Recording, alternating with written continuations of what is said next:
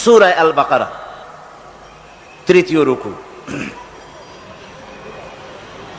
এই আয়াতটি গত বছর আমি তেলাওয়াত করেছিলাম এবং আলোচনা করেছিলাম আপনাদের সামনে।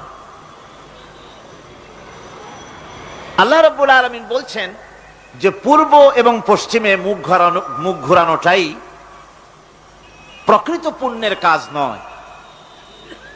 প্রকৃত সৎ কাজ এবং পুণ্য কাজ হচ্ছে আল্লাহর প্রতি ঈমান, পরকালের উপর ঈমান, কিতাব এবং ফেরেশতার প্রতি ঈমান এবং নবীদের প্রতি ঈমান। আল্লাহ এবং রাসূলের মহব্বতে উদ্বুদ্ধ হয়ে গরিব, মিসকিন, এতিম, প্রবাসী, পথচারী, প্রার্থী এবং গলদেশ মুক্ত দান, নামাজ প্রতিষ্ঠা, যাকাত আদায় করা, ওয়াদা পালন করা, বিপদ এবং মুসিবতে সবর ইখতিয়ার করা, এটাই হলো প্রকৃতপক্ষের পুণ্যের কাজ। উলাইকা আল্লাযীনা সাদাকু ওয়া উলাইকা হুমুল মুত্তাকুন, এরাই হচ্ছে যারা এখানে 10টি কথা বলা হয়েছে। মোট কত কথা বলা হলো? 10টি কথা বলা হয়েছে। কোরআনে কারীম আল্লাহ রাব্বুল আলামিন এখানে বলছেন এই কাজগুলি যারা করবে তারাই হচ্ছে ঈমানের দাবিতে সত্যবাদী এবং এরাই হচ্ছে মুত্তাকী। গত বছর এই 10টি কথার একটি কথা ঈমান বিল্লাহ, আল্লাহর প্রতি ঈমান। সেই ঈমান বিল্লাহর উপরে আমরা আলোচনা করেছিলাম কয়দিন মনে আছে? 4 দিন। ঈমান বিল্লাহর উপরে আমরা 4 দিন আলোচনা করেছি একটানা।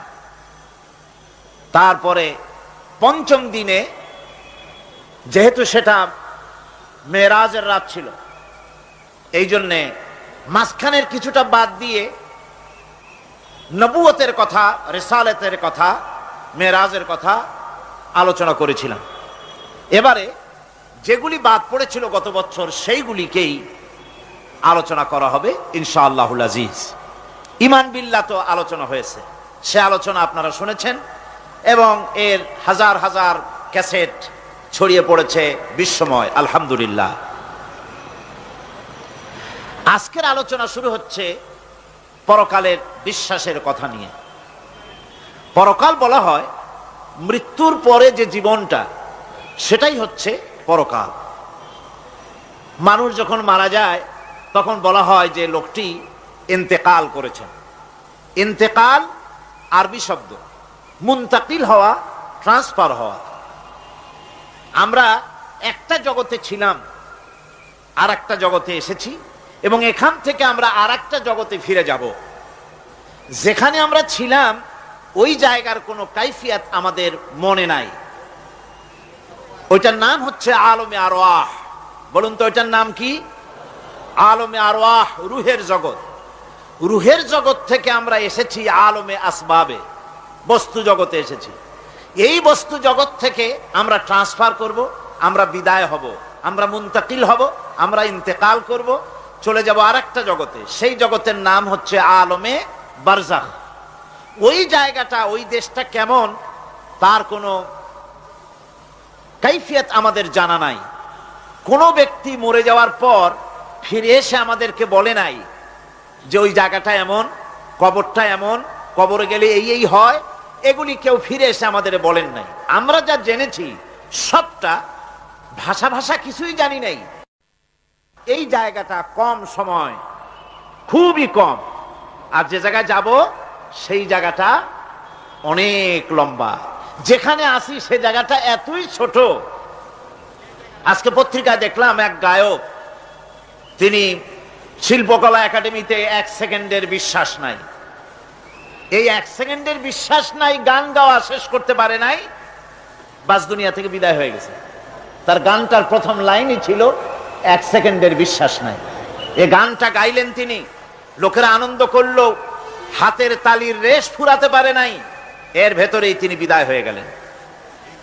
দুনিয়াটা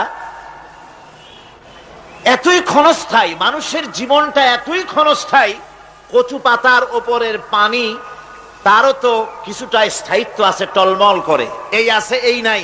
মানুষের জীবনও এর থেকেও খুবই ছোট্ট, আর দুনিয়াটাও খুবই ক্ষণস্থায়ী।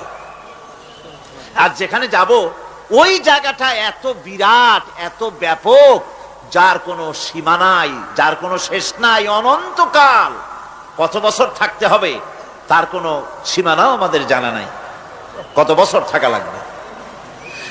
মাওলানা রুম বলেছেন হিসাব আমার কাছে একটা আছে। বলে সেটা কিরকম? তিনি বলেছেন একটা হিসাব আমি জানি, তা হচ্ছে এই পৃথিবী ভরা যদি থাকে সরিষা, আকাশ পর্যন্ত উঁচা। মাওলানা রুম আলাইহির রাহমা তিনি বলছেন, আর সপ্ত আকাশের উপরে থাকে যদি একটি ছোট্ট পাখি, ওই পাখিটা পৃথিবীতে এসে একটা দানা নিয়ে যাবে, 7 আকাশের উপরে রাখবে, 70,000 বছর বিশ্রাম করবে, আবার আসবে আর একটা দানা নিয়ে গিয়ে 7 আকাশের উপরে রেখে 70,000 বছর বিশ্রাম করবে। মাওলানা রুম বলেন এমনি করে ওই পাখিটি 70,000 বছরের বিরতিতে একটা একটা দানা নিতে নিতে তামাম পৃথিবীর সমস্ত দানাগুলি যদি 7 আকাশের উপরে নেওয়া হয়েও যায়, তবুও আল্লাহ রাব্বুল আলামিন মানুষের জন্য যে পরকালের জীবন তৈরি করেছেন সেই জীবনের শেষ হবে না। কি বিশাল, কি জীবন যার কোনো শেষ নাই। শুধু বিচারের দিনটা হবে 50 আলফা সানা মিম্মা তাউদ্দুন।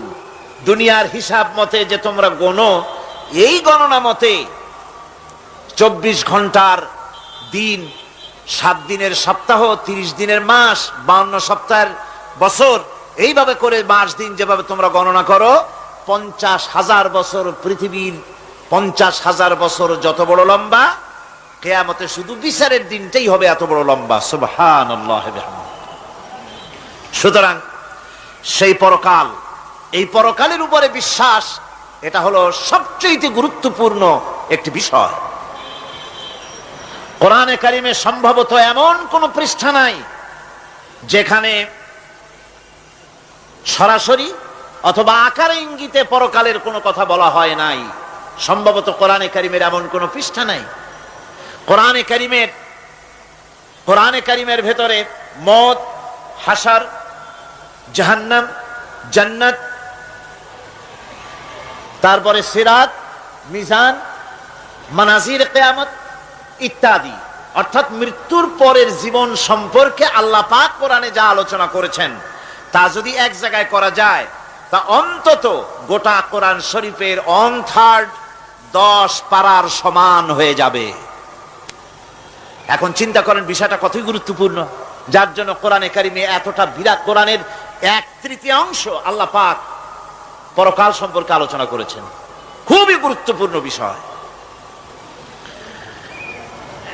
এই পরকালের উপরে যারা ঈমান আনবে না, পরকালকে যারা বিশ্বাস করবে না, তাদের সম্পর্কে আল্লাহ পাক বলছেন, ওয়াল্লাযীনা কাযযাবু বিআয়াতিনা ওয়া লিকাইল আখিরাতি হাবিতাত আমালুহুম। পরকালকে যারা বিশ্বাস করবে না, আখিরাতের দিনের পরে যাদের ঈমান থাকবে না, যারা বিশ্বাস করবে না, তাদের জীবনের সমস্ত ভালো কাজগুলি আল্লাহ রাব্বুল আলামিন বরবাদ করে দিবেন। তাদের জীবনের কোনো কাজের কোনো মূল্য নাই, সমস্ত কাজগুলি নিষ্ফল, বেকার, যারা নাকি পরকালকে বিশ্বাস করবে না। পরকালের বিশ্বাসটাই হচ্ছে মানুষের জীবনের সবচাইতে নৈতিকতার মূল ভিত্তি। একটা মানুষের চরিত্র ভালো হওয়ার জন্য পরকালের বিশ্বাসটা সবচাইতে বড় জিনিস।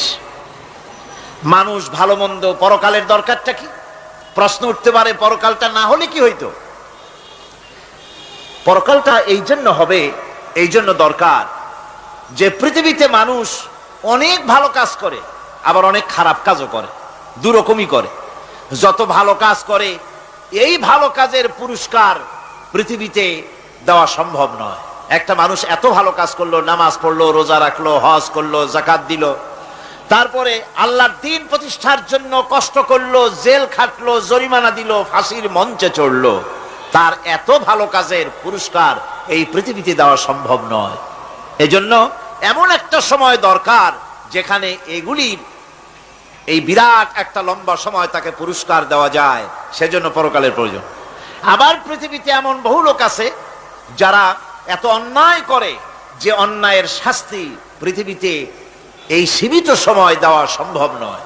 যেমন দৃষ্টান্ত দিতে গিয়ে আমি বলি যে একটা মানুষ যদি একটা মানুষকে হত্যা করে, তাহলে আপনি তাকে ওই একটা হত্যার বিনিময়ে তাকেও আপনি হত্যা করলেন, তাকেও ফাঁসি দিয়ে দিলেন।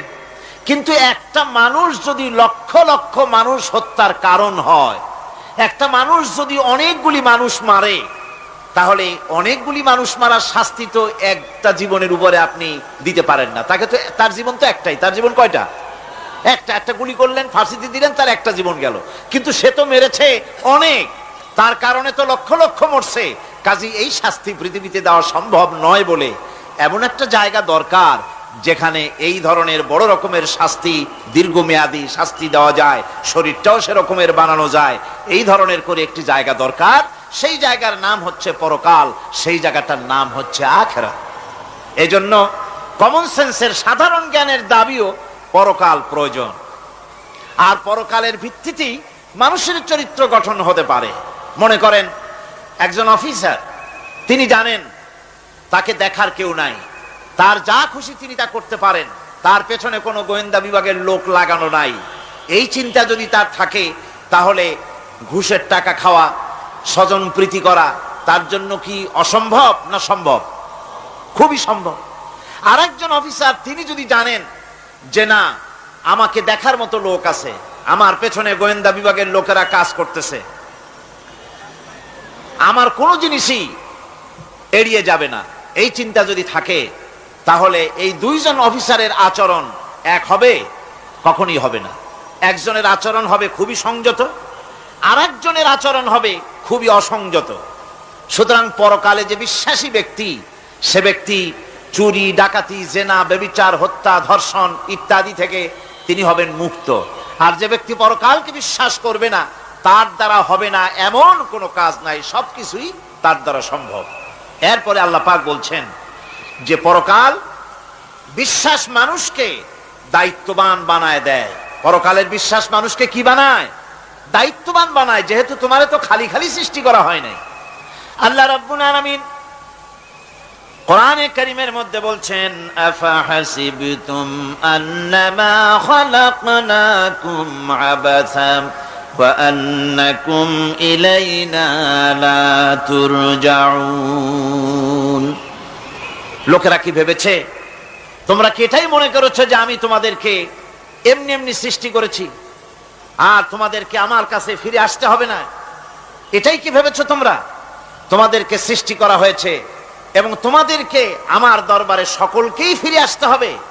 পৃথিবীতে এমন কেউ নাই যে পৃথিবীতে টিকে থাকতে পারবে, সমস্ত মানুষকেই আল্লাহর দরবারে ফিরে যেতে হবে।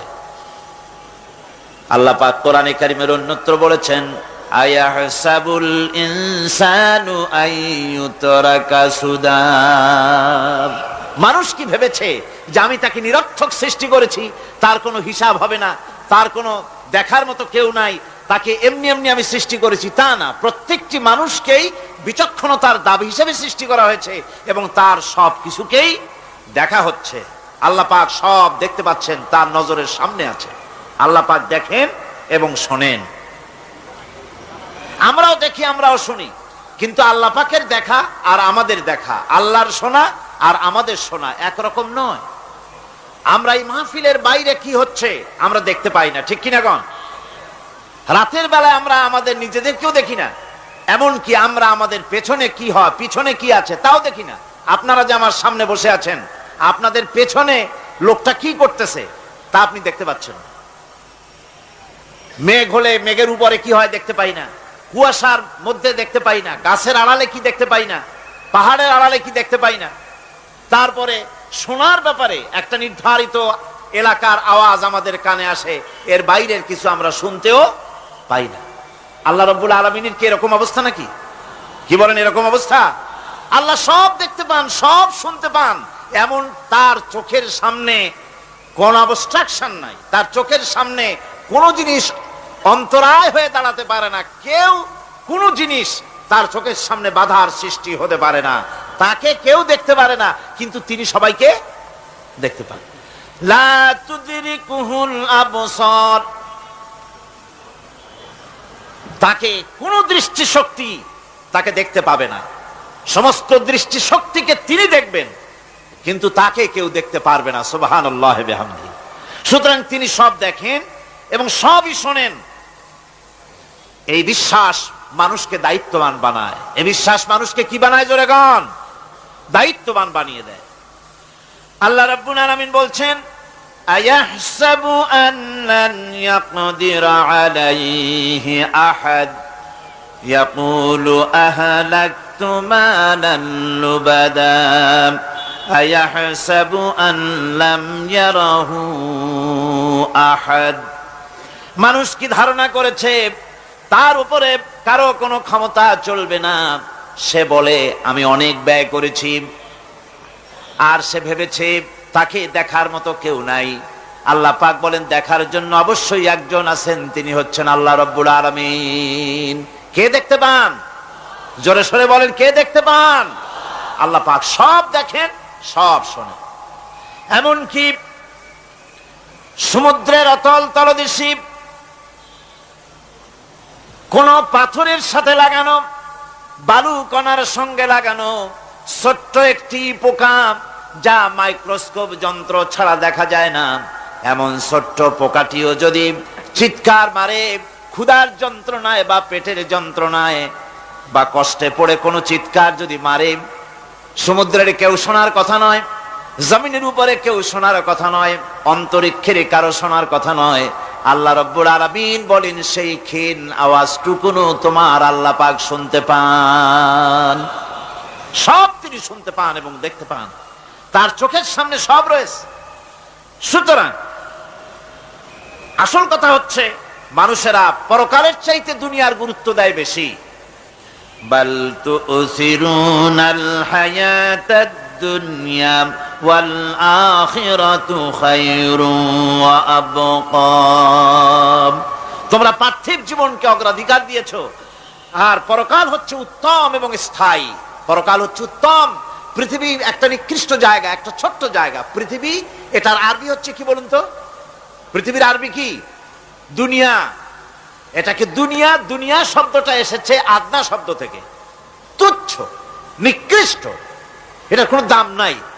আর এই জন্য হাদিস শরীফে এসেছে যে এই পৃথিবীর মূল্য যদি আল্লাহর কাছে মশার ডানা তুল্য যদি হতো, তাহলে কাফেরকে এক ঢোক পানি আল্লাহ পাক গিলতে দিতেন না। আল্লাহর দৃষ্টান্তটা, হাদিস শরীফের দৃষ্টান্তটা লক্ষ্য করেছেন? এই পৃথিবীর মূল্য যদি একটা মশার ডানার তুল্য যদি হতো, আপনাকে কেউ যদি 1,00,000 মশার ডানা যদি কেউ আপনাকে জোগাড় করে দেয়, আপনি কয় টাকা দিয়ে কিনবেন? কোন কথা বলতেছেন না? খুব আগ্রহ আছে কেনার নাকি? 4 আনা দিয়েও, 4 পয়সা দিয়েও আপনারা কেউ কিনবেন না, যেহেতু মশার ডানা 10 কোটি ডানা আনি জোগাড় করে দেন, নদী করবোটা কি? কাজী দৃষ্টান্তটা লক্ষ্য করুন যে এই পৃথিবীর মূল্য যদি আল্লাহ পাকের কাছে একটা মশার ডানার তুল্য যদি হতো, তাহলে আল্লাহ রাব্বুল আলামিন কাফেরকে এক ঢোক পানি গিলতে দিতেন না। তার মানে এটার কোনো দাম নাই। তো যেটার দাম নাই সেটার দাম আমরা খুব বেশি দিয়েছি। আর পরকাল হচ্ছে স্থায়ী, চিরস্থায়ী জায়গা। সেই চিরস্থায়ী জায়গার আমরা মূল্য দেই নাই। যেমন আমরা দেহের মূল্যটা বেশি দেই, আত্মার মূল্যটা কম দেই। দেহটারে সাজাই বেশি। এই দেহটার জন্য দেখছেন অবস্থা, শীতকালে কত ক্রিম মাখে, পায়ে ভ্যাসলিন মাখে, মুখে ক্রিম মাখে, হাতে জেলি মাখে, তারপরে ঠোঁটে আরো কিছু মাখে, এরপরে এতগুলি মাইখা তারপরে জামা কাপড় সেন্ট আতর কত কিছু সমানে মাখতে থাকে শরীরের জন্য, এত যত্ন। তারপরে ভুরি ভোজন পাইকারি দরে খায়, জনমের মতো খায়। খাওয়ার চোটে পেট যায় একদিক, পাছা যায় আর একদিক, মাথা যায় আর একদিক, আস্তে আস্তে দুমবার সাইজ হয়ে যায় মানুষের বডিটা। যেই শরীরটার কোনো দাম নাই, কোনো মূল্য নাই। আপনারা আচ্ছা, আপনারা সত্য করে বলেন দামটা কার? শরীরের দেহের দাম বেশি না আত্মার দাম বেশি? কোন কোনটার দাম? কার দাম? আত্মাটার দাম বেশি। এটা মুখ দিয়ে বললেন, কিন্তু আসলে মনের কথা হইলে আত্মারে আপনারা কিছু খাইতে দিতেন। আত্মাকে তো কিছু খেতে দেওয়া হয় না, দেহটারই। আত্মাটার দাম যদি বেশি না হবে, মানুষ মরে গেলে পরে যায়টা কি? চোখ আছে, কান আছে, মুখ আছে, হাত আছে, পা আছে, সবই তো রয়ে গেল। গেলটা কি? কি যাওয়ার কারণে? প্রাণের কলি, প্রাণের সন্তান কলিজার টুকরা সন্তান বলে, মা বাবার কাছে আমার যেতে ভয় করে। ছোট্ট বাচ্চা বাবার কাছে যেতে চায় না, প্রাণীদিকা স্ত্রীও যেতে চায় না। মা বাবা আত্মীয় স্বজন সবাই বলে তাড়াতাড়ি বিদায় করো, তাড়াতাড়ি বিদায় করো। কি যাওয়ার জন্য? কি ছিল মূল্যবান জিনিস, আর ওইটা যাওয়ার জন্যই পরিণতি হলো। সেটার নাম হলো রুহু। যে আত্মাটার বেশি মূল্য, সেইটার মূল্য মানুষেরা দেয় না। এই আত্মাটা কি জিনিস? আল্লাহ পাক নবীর কাছে প্রশ্ন করা হয়েছে রূহ সম্পর্কে, আল্লাহ তার জবাব দিয়েছেন, ওয়াইয়াস আলুনাকা আনির রূহ কুলির রূহু মিন আমরি রাব্বি। নবী হে, আপনাকে প্রশ্ন করা হয় রূহ কি জিনিস, আপনি বলুন এটি হচ্ছে আল্লাহর হুকুম। আল্লাহর একটা হুকুম মানুষের ভিতরে কাজ করে। এটা এতই গুরুত্বপূর্ণ, ওটা থাকলে আমরা বাঁচি, ওটা না থাকলে আমরা মরে যাই। এখন যেটার গুরুত্ব বেশি সেটাতে খাইতে দেই না, সেটার জন্য কোনো যত্ন নাই, খোঁজ নাই, খবর নাই। সকালবেলায় ব্রেকফাস্ট, নাস্তা, লাঞ্চ, ডিনার, বিকালের চা, ফলারি, কোনো জিনিসের অভাব নাই, সমানে খায় আর সমানে শরীরটারে বাঁচায়। আর যেটার কারণে বডিটা বাঁচে তার কোনো খোঁজ খবর নাই, ওটারও কিছু খাবার দিতে হবে। ওটারে কি খাওয়াবেন? ওটাই কি ফুলকপি খাবে? শীতের দিনে লাল শাক খাবে? লট্টা মাছ খাবে নাকি? খাবে না। রূপচান্দাও খাবে না। শীতকালের ভাপা পিঠাও না, ধুপি পিঠা কি কন আপনারা, এগুলোও খাবেন। সুতরাং এই যে শরীর, আপনার আত্মাটা, ওরে খাইতে দিবেন কি? ও কচু খায় না, মূলাও খায় না, দুধও খায় না, পনিরও খায় না, ঘিও খায় না, মাছ গোশতও খায় না। যেহেতু এই আত্মাটা এসেছে রুহের জগৎ থেকে, তাই ওর খাদ্য এই পৃথিবীতে বানানো হয় নাই।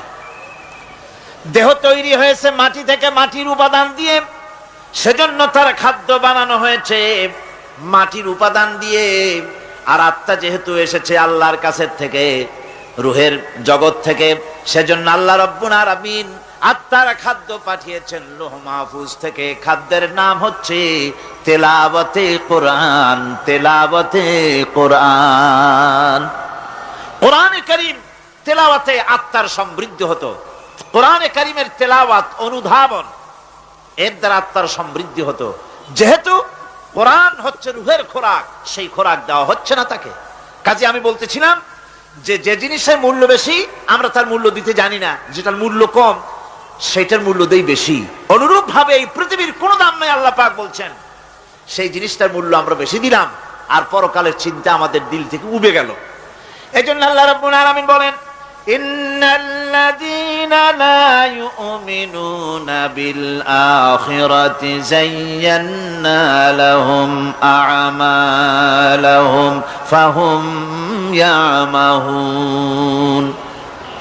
যারা পরকালের প্রতি ঈমান আনে না, পরকালকে যারা বিশ্বাস করে না, তাদের ক্রিয়াকাণ্ডকে তাদের কাছে চিত্তাকর্ষক বানায় দেওয়া হয়। আর এভাবে তারা পথভ্রষ্ট হয়ে যায়। দুনিয়া তাদের কাছে বেশি মজা লাগে, দুনিয়াটা বেশি ভালো লাগে। কয় হুজুর, তাফসীরের মাহফিল ভালো লাগে, আবার যখন কীর্তন শুনতে যাই, সিনেমা দেখতে যাই, তাও খারাপ লাগে না, তাও ভালো লাগে। মিলাদ শরীফও ভালো লাগে, কীর্তনও ভালো লাগে, ওয়াজ মাহফিলও ভালো লাগে, গানও ভালো লাগে, সিনেমাও ভালো লাগে। এই যে দুই জিনিস ভালো লাগে, এটা হলো মুনাফিকি রোগ। এটা কি রোগ বলেন না সবাই? এটা কি রোগ? মুনাফিকি রোগ। ইমানের স্বাদ যখন নষ্ট হয় তখন এই অবস্থার সৃষ্টি হয়। বিষাক্ত সাপ যখন মানুষকে দংশন করে, রাতের অন্ধকারে বিষাক্ত সাপে মানুষকে দংশন করেছে, ওঝা আনা হলো। ওঝা এসে সর্বপ্রথম টেস্ট করবে যে সাপটা কি বিষাক্ত না এমনি সাধারণ সাপে তাকে দংশন করেছে, সাপটা কি ধরনের। এটা টেস্ট করার জন্য সাপে কাটা রোগীর মুখে ওঝা মুখের মধ্যে খুব ঝাল মরিচ অথবা লবণ এটা দেয়। দিলে পরে সে যদি বলে পানি পানি লাগে, খুব ঝালওয়ালা মরিচ কিন্তু মুখে পানি পানি লাগে, বুঝতে হবে বিষাক্ত সাপে কামড়িয়েছে। আর যদি ঝালকে ঝাল বলে, লবণকে লবণ বলে, তিতকে তিতো বলে, তাহলে বোঝা যাবে বিষাক্ত সাপে কামড়ায় নাই। তো বিষাক্ত সাপের প্রধান আলামত হলো এই, বিষাক্ত সাপে যখন মানুষকে কাটে তখন তার প্রথম বিষক্রিয়া হচ্ছে তার রক্তকে জাম করে দেয় আর জিহ্বার স্বাদকে নষ্ট করে দেয়। এই পৃথিবীতে যত বিষাক্ত সাপ আছে সবচাইতে মারাত্মক আর বিষাক্ত সাপ হচ্ছে শয়তান। সবচাইতে বিষাক্ত সাপ কি? এই শয়তান যাকে ওয়াসওয়াসা দেয়, শয়তান যাকে দংশন করে, শয়তান যারে ফুটবল বানাতে পারে, সর্বপ্রথম তার ইমানের স্বাদ নষ্ট করে দেয়। তখন আখিরাত ভালো লাগে না, তখন মসজিদ ভালো লাগে না, তখন ওয়াজ মাহফিল ভালো লাগে না, তাফসীর মাহফিল ভালো লাগে না, তখন সিনেমা পছন্দ হয়, গান পছন্দ হয়, মেলা পছন্দ হয়, সাংস্কৃতিক অনুষ্ঠান, নাচ, উল্টোপাল্টা কাম, এই সমস্ত পছন্দ হয়। আল্লাহর ইসলাম ভালো লাগে না, পছন্দ হয় না। আল্লাহ পাক বলেন, পরকালকে যারা অস্বীকার করে তাদের মনের তাদের জন্য এই দুনিয়াটাকেই তাদের সামনে চিত্তাকর্ষক, তাদের ক্রিয়াকাণ্ডকে চিত্তাকর্ষক করে দেওয়া হয়, আর এর ভেতরেই তারা পড়ে থাকে। ফলে এই সব পরকালে অবিশ্বাসী লোকগুলি অহংকারী হয়। তারা কি হয়? আল্লাহ পাক বলেন, ফাল্লাযীনা লা ইউমিনুনা বিল আখিরাতি কুলুবুহুম মুনকিরাতুন ওয়া হুম মুস্তাকবিরুন। পরকালের প্রতি যারা ঈমান আনে না, পরকালকে যারা বিশ্বাস করে না, তাদের মন সত্য কথাকে অস্বীকার করে, আর এই লোকগুলি অহংকারী হয়ে যায়, ধরাকে সরাক জ্ঞান করে। কি হনুরে এই অবস্থার সৃষ্টি হয়ে যায়। সে মনে করে যে পৃথিবী আমার, উলট পালট করে দে মা, লুটে পুটি খাই। পরকালে বিশ্বাস নাই, যা খুশি সে তখন তা করতে থাকে এবং অহংকারী হয়ে যায়। পরকালীন জীবনের অস্বীকৃতি আজকে নতুন কিছু নয়। আজও এক শ্রেণীর লোক আছে যারা বলে পরকাল বলে কিছুই নাই। আল্লাহ সম্পর্কে বলে দেয়ার ইজ নো গড, স্রষ্টা বলতে কিছু নাই। পরকালকেও বিশ্বাস করে না এমন লোক আমাদের দেশে আছে কিনা? কোন জোরে কোন আছে কিনা? যথেষ্ট তৈরি হয়েছে এবং বর্তমান সময় বেশি তৈরি হয়েছে। অতীতের কোন সময় ইসলাম আর মুসলিম সেন্টিমেন্ট এত আহত হয় নাই যত এই কয়েক বছরের মধ্যে হয়েছে, ঠিক কিনা? পরকালকে অস্বীকার করেছে, কোরআন শরীফকে আগাগোড়া সংশোধনের কথা বলেছে, আল্লাহকে মিথ্যাবাদী বলেছে। নাউজুবিল্লাহ পড়েন না কেন? নাউজুবিল্লাহি মিন যালিক। আল্লাহকে মিথ্যাবাদী বলা হয়েছে, কোরআনের সংশোধনের দাবি উঠেছে। মাদ্রাসার ভেতরে ডাকাত দুষ্ট পয়দা হয় বলা হচ্ছে। এভাবে করে তারা আল্লাহকে অস্বীকার করেছে, কোরআনকে অস্বীকার করেছে, পরকালকে অস্বীকার করছে। পরকালকে সেই অতীতের যুগের কাফেররাই অস্বীকার করে নাই, বর্তমান যুগেরও এক শ্রেণীর লোকেরা, তারা আবার মুসলমান নামধারী, নাম মুসলমানি নাম লাগানো আছে, পরকালকে তারা অস্বীকার করছে। এদের ভিত্তি হচ্ছে এই, তারা বলে ইন হিয়া ইল্লা হায়াতুনাদ দুনিয়া ওয়া মা নাহনু বিমাবউসিন। তারা বলে এই দুনিয়ার জীবনটাই একমাত্র জীবন, এই দুনিয়ার জীবনই হলো একমাত্র জীবন, আমরা আর উঠবো না পরকালে। পরকাল বলে কিছুই নাই, পরকাল বলে কোনো জিনিস নাই, আমাদেরকে কিয়ামতে আল্লাহর দরবারে ওঠা লাগবে না। সুতরাং তারা ওমর খৈয়ামের মুরিদ হয়ে যায়। তারা বলতে থাকে, এই বেলা ভাই মদ খেয়ে নাও, কাল নিশীতের ভরসা কই, চাঁদনি জাগিবে যুগ যুগ ধরি, আমরা তোমার রবনাশ হই। যত পারো মদ খাও, নগদ যা পাও হাত পেতে নাও, বাকির খাতায় শূন্য থাক। দূরের বাদ্য কিলাপ শুনে মাঝখানে যে বেজায় ফাঁক। কোথায় কিয়ামত আর কোথায় পরকাল, কোথায় বিচার, কোথায় হাসর, কোথায় সিরাত, কোথায় মিজান, আর মাঝখানে টাটকা সুখগুলো ছাড়িয়ে দেবে একটা কথা, মাঝখানের এই টাটকা সুখগুলি গ্রহণ করো, মজা করো। এই সব শিক্ষা দেওয়া হয় ওই সেকুলার শিক্ষা ব্যবস্থার মাধ্যমে কলেজে এবং বিশ্ববিদ্যালয়গুলিতে, যার কারণে পরকালের বিশ্বাস নাই বলে এমন কোনো কাজ নাই যা তারা করতে পারে না। এই মাত্র কয়েক মাস দেড়েক আগে রাজশাহী ইউনিভার্সিটিতে যে কাণ্ডটা ঘটে গেল, মনে আছেন আপনাদের? পত্রপত্রিকায় আপনারা পড়েছেন। এবং আমি রাজশাহীতে গিয়ে সেখানের প্রত্যক্ষদর্শী যারা দেখেছে তাদের মুখে শুনেছি, শিক্ষাবর্ষ সমাপন করেছে যে সব ছাত্র ছাত্রীরা, তারা র্যাগ ডে উদযাপন করছে। র্যাগ ডে উদযাপন যেদিন করবে সেই দিনে তারা উচ্ছৃঙ্খল কাপড় চোপড় পরেছে, ছেলেরা এবং মেয়েরা উভয় এমন ভাবে কাপড় পরেছে যে কাপড় দ্বারা তারা শরীরের গোপন অঙ্গগুলি দেখা যায়। এরপরে আজেবাজে চিৎকার দিয়েছে, আজেবাজে স্লোগান দিয়েছে, গাধার মতো কুকুরের মতো, শিয়ালের মতো তারা ডেকেছে। আমি বুঝি না চিন্তাধারা কেমন দেউলিয়া হয়ে গেল।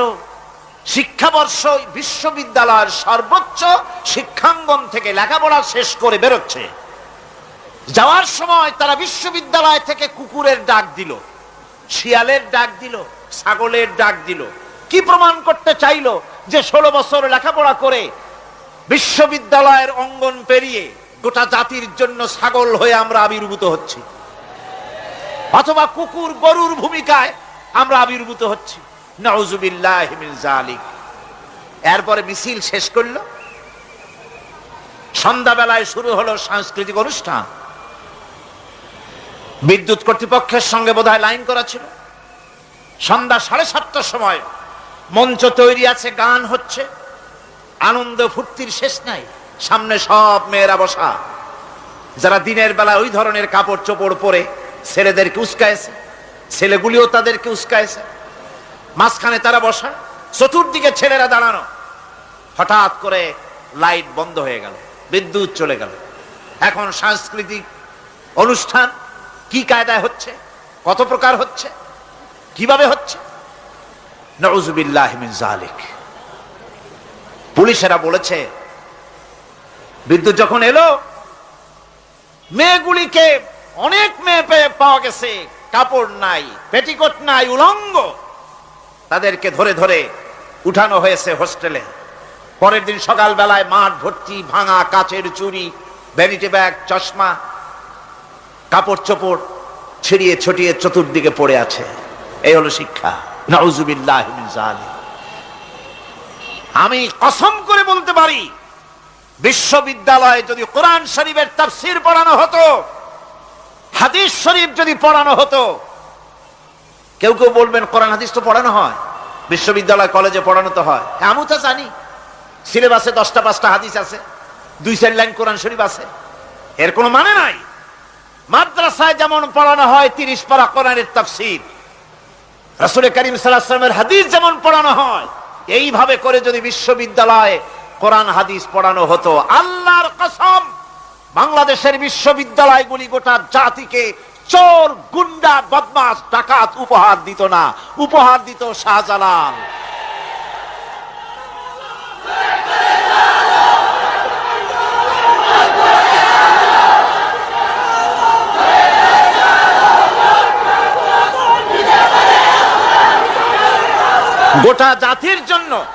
গোটা জাতির জন্য বিশ্ববিদ্যালয় সমূহ উপহার দিতে পারত। উপহার দিত শাহ মখদুম, শাহজালাল, খান জাহান আলী, উপহার দিতে পারত খাজা মঈনুদ্দিন চিশতি, উপহার দিতে পারত খালিদ বিন ওলীদ, উপহার দিত সালাউদ্দিন আইয়ুবী। আল্লাহ পাক তাদের সকলের প্রতি রহম করুন, জোরে কোন আমিন। এরকম উপহার গোটা জাতিকে তারা দিতে পারত। কথা ঠিক কিনা গণ? সুতরাং পরকালকে অস্বীকার করাই হচ্ছে এর মূলভূত কারণ। সেকুলার শিক্ষা ব্যবস্থা হচ্ছে এর মূলভূত কারণ। এই জন্য কোরআনে কারীম আল্লাহ পাক বলছেন, লাইসাল বিররা আন তুওয়াল্লু বুজুহাকুম কিবালাল মাশরিকি ওয়াল মাগরিব। পূর্ব পশ্চিমে কয়বার মাথা ঘুরালা, এইটাই তোমার পুণ্যবান সৎ কাজ হওয়ার এটা নমুনা নয়। প্রকৃতপক্ষের সৎ কাজ হচ্ছে আল্লাহ বিশ্বাস করা এবং পরকালে বিশ্বাস ভিত্তিক জীবন গড়া। ওই কাফেরেরা বলতো, وقالوا ما هي إلا حياتنا الدنيا نموت ونحيا وما يهلكنا إلا الدهر। আল্লাহ রাব্বুল আলামিন বলেন, এই কাফেররা বলতো দুনিয়ার জীবনটাই তো আসল জীবন, আমরা মরবো না, আমরা এখানেই থাকবো, এই জীবনটাই হলো আসল জীবন, এখানেই বাঁচবো, এখানেই মরবো, আমরা পরকাল বলে কোনো জিনিস নাই, আমাদের কোনো ওঠা লাগবে না, যা কিছু হয় যুগের আবর্তন ছাড়া কিছুই হয় না। শুধু তাই নয়, এই প্রশ্ন কাফিরদের মনের ভিতরে মারাত্মক আকার ধারণ করলো। তারা বলল, আইযা মিতনা ওয়া কুন্না তুরাবান যালিকা রাজউম বাঈদ। আমরা মাটির সাথে মিশে যাব, আমরা মরে যাব, মাটির সঙ্গে মিশে যাব, তারপরে আমাদেরকে জীবিত করা হবে। এটা তো জ্ঞান বহির্ভূত কথা, এটা তো মাথায় ঢোকে না। কথাটা কেমন? তারা এভাবে অনেক প্রশ্ন করত। ওয়াকালু আইদা কুন্না ইযামান ওয়া রুফাতান আইন্না লামাবউসুনা খালকান জাদীদা। আমরা মরে যাব, গলে যাব, পচে যাব, হাড্ডি গুড্ডি মাটির সাথে মিশে যাবে, এরপরে আমাদেরকে নতুন করে সৃষ্টি করা হবে। এটা জ্ঞান বহির্ভূত কথা, এটা মাথার মধ্যে আসে না। কে আমাদেরকে জিন্দা করবে মরে যাওয়ার পর? আল্লাহ রাব্বুল আলামিন বলছেন, দেখো আল্লাহ পাক কোরআনে কারীমের ভিতরে যুক্তি দিয়ে বুঝাচ্ছেন যে অবশ্যই তোমাদেরকে আবার জিন্দা করা হবে, তোমাদেরকে উঠতে হবে। তোমরা এই পৃথিবীর অবস্থা পর্যবেক্ষণ করো, তাকায় দেখো আকাশের দিকে, জমিনের দিকে লক্ষ্য করে দেখো। আওয়ালাম ইয়ানজুরু ফি মালাকুতিস সামাওয়াতি ওয়াল আরদ। তারা কি আসমান এবং জমিনের ব্যবস্থাপনা সম্পর্কে চিন্তা ভাবনা করে না? ওই বিরাট আকাশটাকে যে আল্লাহ রাব্বুল আলামিন তৈরি করলেন, এই জমিনটাকে যিনি তৈরি করলেন, তিনি কি তোমাকে মৃত্যুর পরে তিনি কি জিন্দা করবেন না? তিনি কি জিন্দা করতে পারবেন না? কেমনে তোমরা অস্বীকার করতে পারো? দুনিয়ার ব্যবস্থাপনা এবং এই পৃথিবীর আকাশ এবং জমিনের ব্যবস্থাপনা সম্পর্কে তোমরা চিন্তা ভাবনা করে দেখো, অবশ্যই আল্লাহ রাব্বুল আলামিন তোমাদেরকে আবার জিন্দা করবেন। ওয়াকাইয়্যিম মিন আয়াতিন ফিস সামাওয়াতি ওয়াল আরদি ইয়ামুররুনা আলাইহা ওয়া হুম আনহা মুরিদুন। আসমান জমিনে বহু নিদর্শন পড়ে আছে যেগুলি তারা অতিক্রম করে যায়, অথচ সে সম্পর্কে তারা মোটেই চিন্তা ভাবনা করে না। চিন্তার বহু বিষয় আল্লাহ পাক এই পৃথিবীতে রেখেছেন। যারা চিন্তাশীল, যারা জ্ঞানবান, তারা এর দ্বারা বুঝতে পারে। আল্লাহ রাব্বুল আলামিন বলছেন, ইন্না ফি খালকিস সামাওয়াতি ওয়াল আরদি ওয়া ইখতিলাফিল লাইলি ওয়ান নাহার লাআয়াতিন লিউলিল আলবাব। নিশ্চয়ই আকাশ সৃষ্টি এবং জমিন সৃষ্টির ব্যাপারে আর রাত আর দিনের পরিবর্তনের ব্যাপারে যারা জ্ঞানবান তাদের জন্য নিদর্শন রয়েছে। যারা জ্ঞানবান তাদের জন্য চিন্তার বিষয়বস্তু রয়েছে। গবেষণা করো, চিন্তা করো, এই পৃথিবীতে আল্লাহ পাক যা কিছু সৃষ্টি করেছেন তার পক্ষে আবার তোমাদেরকে সৃষ্টি করা মোটেই অসম্ভব নয়। পরকালীন জীবনের সম্ভাবনা সম্পর্কে কোরআন অবিশ্বাসীদেরকে বলছে, দেখো আল্লাহুল্লাযী রাফা'আস সামাওয়াতি বিগাইরি আমাদিন তারাউনাহা সুম্মা ইসতাওয়া আলাল আরশ। সে আল্লাহ তোমাদের নিকট দৃশ্যমান স্তম্ভ ছাড়াই ওই বিশাল আকাশটা তৈরি করেছেন। যারা পরকাল আছে বলে উঠতে হবে একথা যারা বিশ্বাস করে না, তাদের ব্যাপারে আল্লাহ পাক এই যুক্তি দিচ্ছেন, দেখো এই বিশাল যে আকাশটা, এই আকাশে কোনো খুঁটি আছে? কথা বলেন না কেন? এই আকাশে কোনো খুঁটি আছে? কোন রকমের খুঁটি ছাড়াই ওই বিশাল আকাশটা কে বানিয়েছেন? জোরে চিৎকার দিয়ে বলেন, কে বানাইছেন? এই যে শামিয়ানা, একটা বিশাল প্যান্ডেল, এই প্যান্ডেলে খুঁটি আছে না নাই? শুধু আছে না, একটা দুইটা না, জনমের মতো খুঁটি আছে। চতুর্দিকে তাকায় দেখে কত খুঁটি। এতটুকু একটা শামিয়ানায় শত শত খুঁটি লাগতেছে। কাপড়টা ধারণ করবে বলে, কি ধারণ করবে? কাপড়। আর অত বড় বিশাল আকাশ, সেই আকাশটার কোনো খুঁটি আছে? আল্লাহ পাক বলছেন, কোন দৃশ্যমান খুঁটি ছাড়াই এত বড় বিশাল আকাশটা তোমার মাথার উপরে দাঁড়িয়ে আছে এবং আল্লাহ পাক আরশের উপরে দীপ্তমান হয়ে আছেন। এগুলি দেখেও কি তোমার মাথার মধ্যে কোনো চিন্তা আসে না যেটা কি করে সম্ভব হলো? অনেকে তো এমন আছে শিক্ষিত লোক, তারা আবার বলে কি, কয় যে না আকাশ বলে কিছু নাই, ওই অনেক দূরে তো সেই জন্য নীলে নীলে দেখা যায়, আসলে কিছু নাই।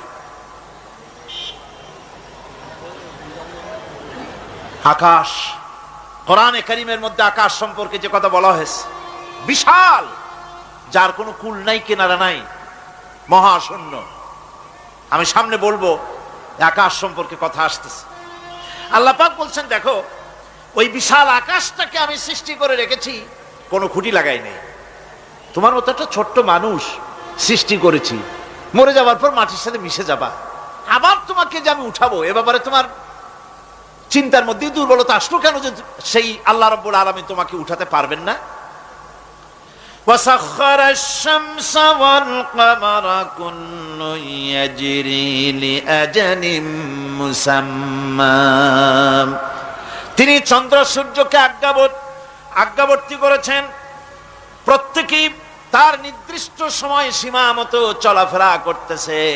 তুমি তো ছোট একটা মানুষ, অত বড় বিশাল সূর্যটা, বিরাট চন্দ্রটা সব গতিমান, আল্লাহর হুকুমে সব চলাফেরা করতেছে, কথা ঠিক কিনা?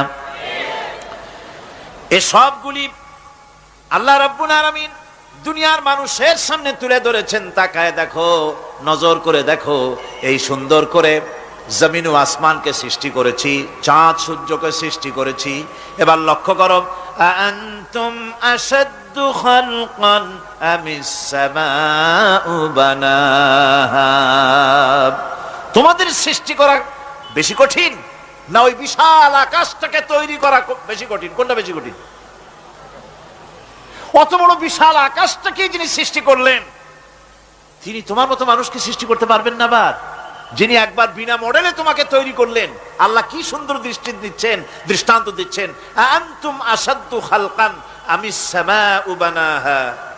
তোমারে কঠিন তৈরি করা বেশি কঠিন, ওই বিশাল আকাশটাকে বেশি তৈরি করা বেশি কঠিন? অত বড় বিরাট জিনিসটাই তো আল্লাহ তৈরি করে ফেলেছেন, বিশাল আকাশ, মহাশূন্য। আর সেই মহাশূন্যের তুলনায়, মহাবিশ্বের তুলনায় পৃথিবী কত ছোট। আমাদের সবচাইতে কাছে। বিজ্ঞানীরা হয়রান হয়ে যাচ্ছে আকাশের চিন্তা করে, মহাকাশ চিন্তা করে ক্রমান্বয়ে হয়রান হয়ে যাচ্ছে। আমাদের সবচাইতে নিকটতম যে গ্যালাক্সিটা আছে, এই গ্যালাক্সিটার ব্যাস হচ্ছে, যেটা সবচাইতে ছোট, গরিব গ্যালাক্সি। এটা বিজ্ঞানীরা বলেছে গরিব গ্যালাক্সি, দিনহীন। এই গরিব গ্যালাক্সি যেটা আমাদের সবচাইতে নিকটে, পৃথিবীর সবচাইতে কাছে, এর ব্যাস হচ্ছে, এর পরিধি হচ্ছে 1,00,000 আলোক বর্ষ সমান। 1,00,000 আলোক বর্ষ।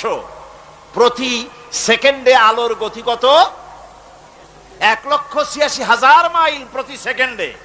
প্রতি সেকেন্ডে যে আলোর গতি 1,86,000 মাইল, এর মিনিট, এর ঘন্টা, এর সপ্তাহ, এর মাস, এর বছর, এরকম 1,00,000 আলোক বর্ষ হচ্ছে সেই ছায়াপথের ব্যাস, এটার পরিধি। এটা হলো গরিব গ্যালাক্সি। আর এই গ্যালাক্সিতে বাস করে 10,000 কোটি তারকা। বিজ্ঞানীরা বলছেন যে তারকাগুলি সূর্যের চাইতে লক্ষ কোটি গুণে অনেক বড়। সুবহানাল্লাহ। তাহলে মহাকাশ সম্পর্কে চিন্তা করে মানুষ আজ অবাক হয়ে যাচ্ছে, চিন্তায় হয়রান হয়ে যাচ্ছে।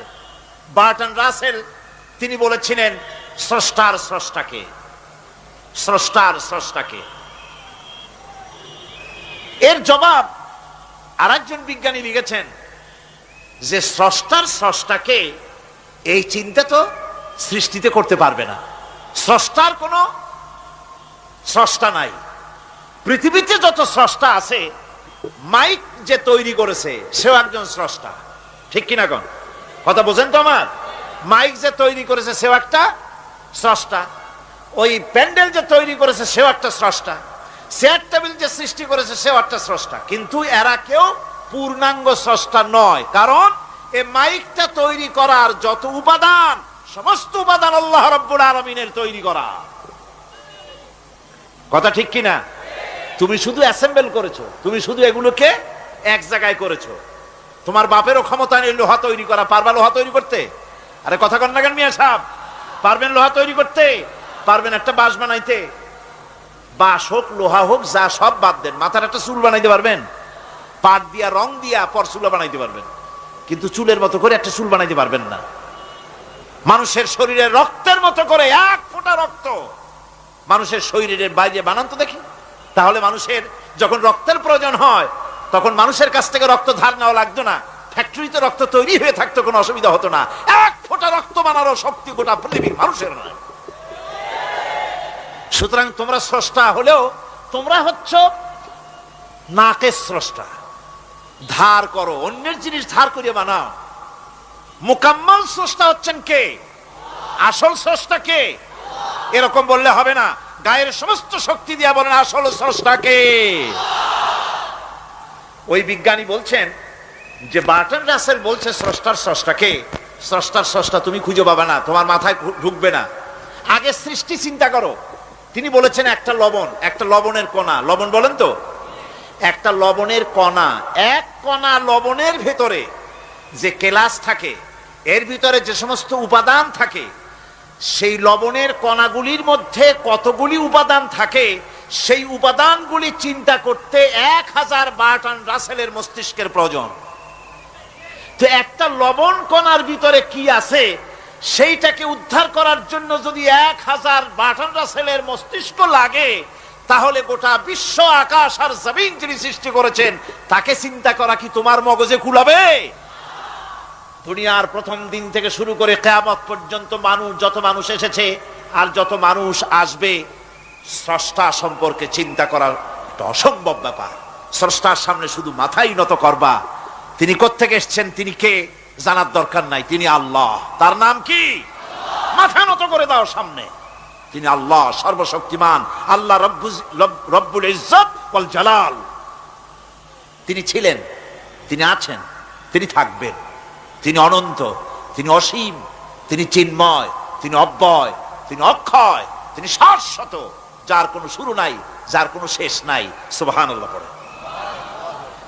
সুতরাং সেই মহান আল্লাহ রাব্বুল আলামিন তিনি বলছেন, বান্দারা তোমারে বানানো কঠিন না ওই বিশাল আকাশটা বানানো কঠিন? অত বড় বিশাল আকাশটাই তো আমি তৈরি করেছি। তোমার মৃত্যুর পরে তোমাকে জিন্দা করা মোটেই কোনো কঠিন ব্যাপার নয়, এটা খুবই সহজ। ভাইরা আমার, আল্লাহ সুবহানাহু ওয়া তাআলা পৃথিবীর মানুষকে এসব দৃষ্টান্ত দিয়ে সুন্দর করে মানুষকে বুঝাচ্ছেন, তিনি মানুষকে পরিষ্কার করে বুঝিয়েছেন। আল্লাহ পাক বলেন, এই পৃথিবীতে এসব প্রশ্নের চূড়ান্ত জবাব দিতে গিয়ে আল্লাহ পাক বলছেন, কুল ইউহিহাল্লাযী আনশাআহা আউওয়ালা মাররা ওয়া হুয়া বিকুল্লি খালকিন আলীম। বলে দাও, তোমাদের মৃত্যুর পরে সেই আল্লাহ রাব্বুল আলামিন তোমাদেরকে জিন্দা করবেন, যিনি তোমাদেরকে প্রথমবারে তৈরি করেছিলেন। প্রথমে যিনি সমস্ত জিনিস সৃষ্টি করেছেন, ওই আল্লাহ রাব্বুল আলামিন তোমাদেরকে আবার জিন্দা করবেন। আর এসব জিনিসকে খেল তামাশার বিষয়বস্তু করে তৈরি করা হয় নাই। সমস্ত জিনিসের পেছনে বিরাট উদ্দেশ্য কাজ করেছে, একটা লক্ষ্য নিয়ে, সামনে নিয়ে, উদ্দেশ্য নিয়ে আল্লাহ তৈরি করেছেন। আল্লাহ পাক বলছেন, وَمَا خَلَقْنَا السَّمَاوَاتِ وَالْأَرْضَ وَمَا بَيْنَهُمَا لَاعِبِينَ। এই পৃথিবীতে আকাশ, ওই বিশাল আকাশ এবং জমিন এবং এর মধ্যস্থিত কোন জিনিসকে আমি খামোখা তৈরি করি নাই, খেল তামাশার বিষয়বস্তু হিসাবে তৈরি করি নাই। যারা নাকি জ্ঞানবান, যারা বুদ্ধিমান, তাদের সম্পর্কে আল্লাহ বলেন, الذين يذكرون الله قياما وقعودا وعلى جنوبهم ويتفكرون في خلق السماوات والأرض ربنا ما خلقت هذا باطلا سبحانك فقنا عذاب النار।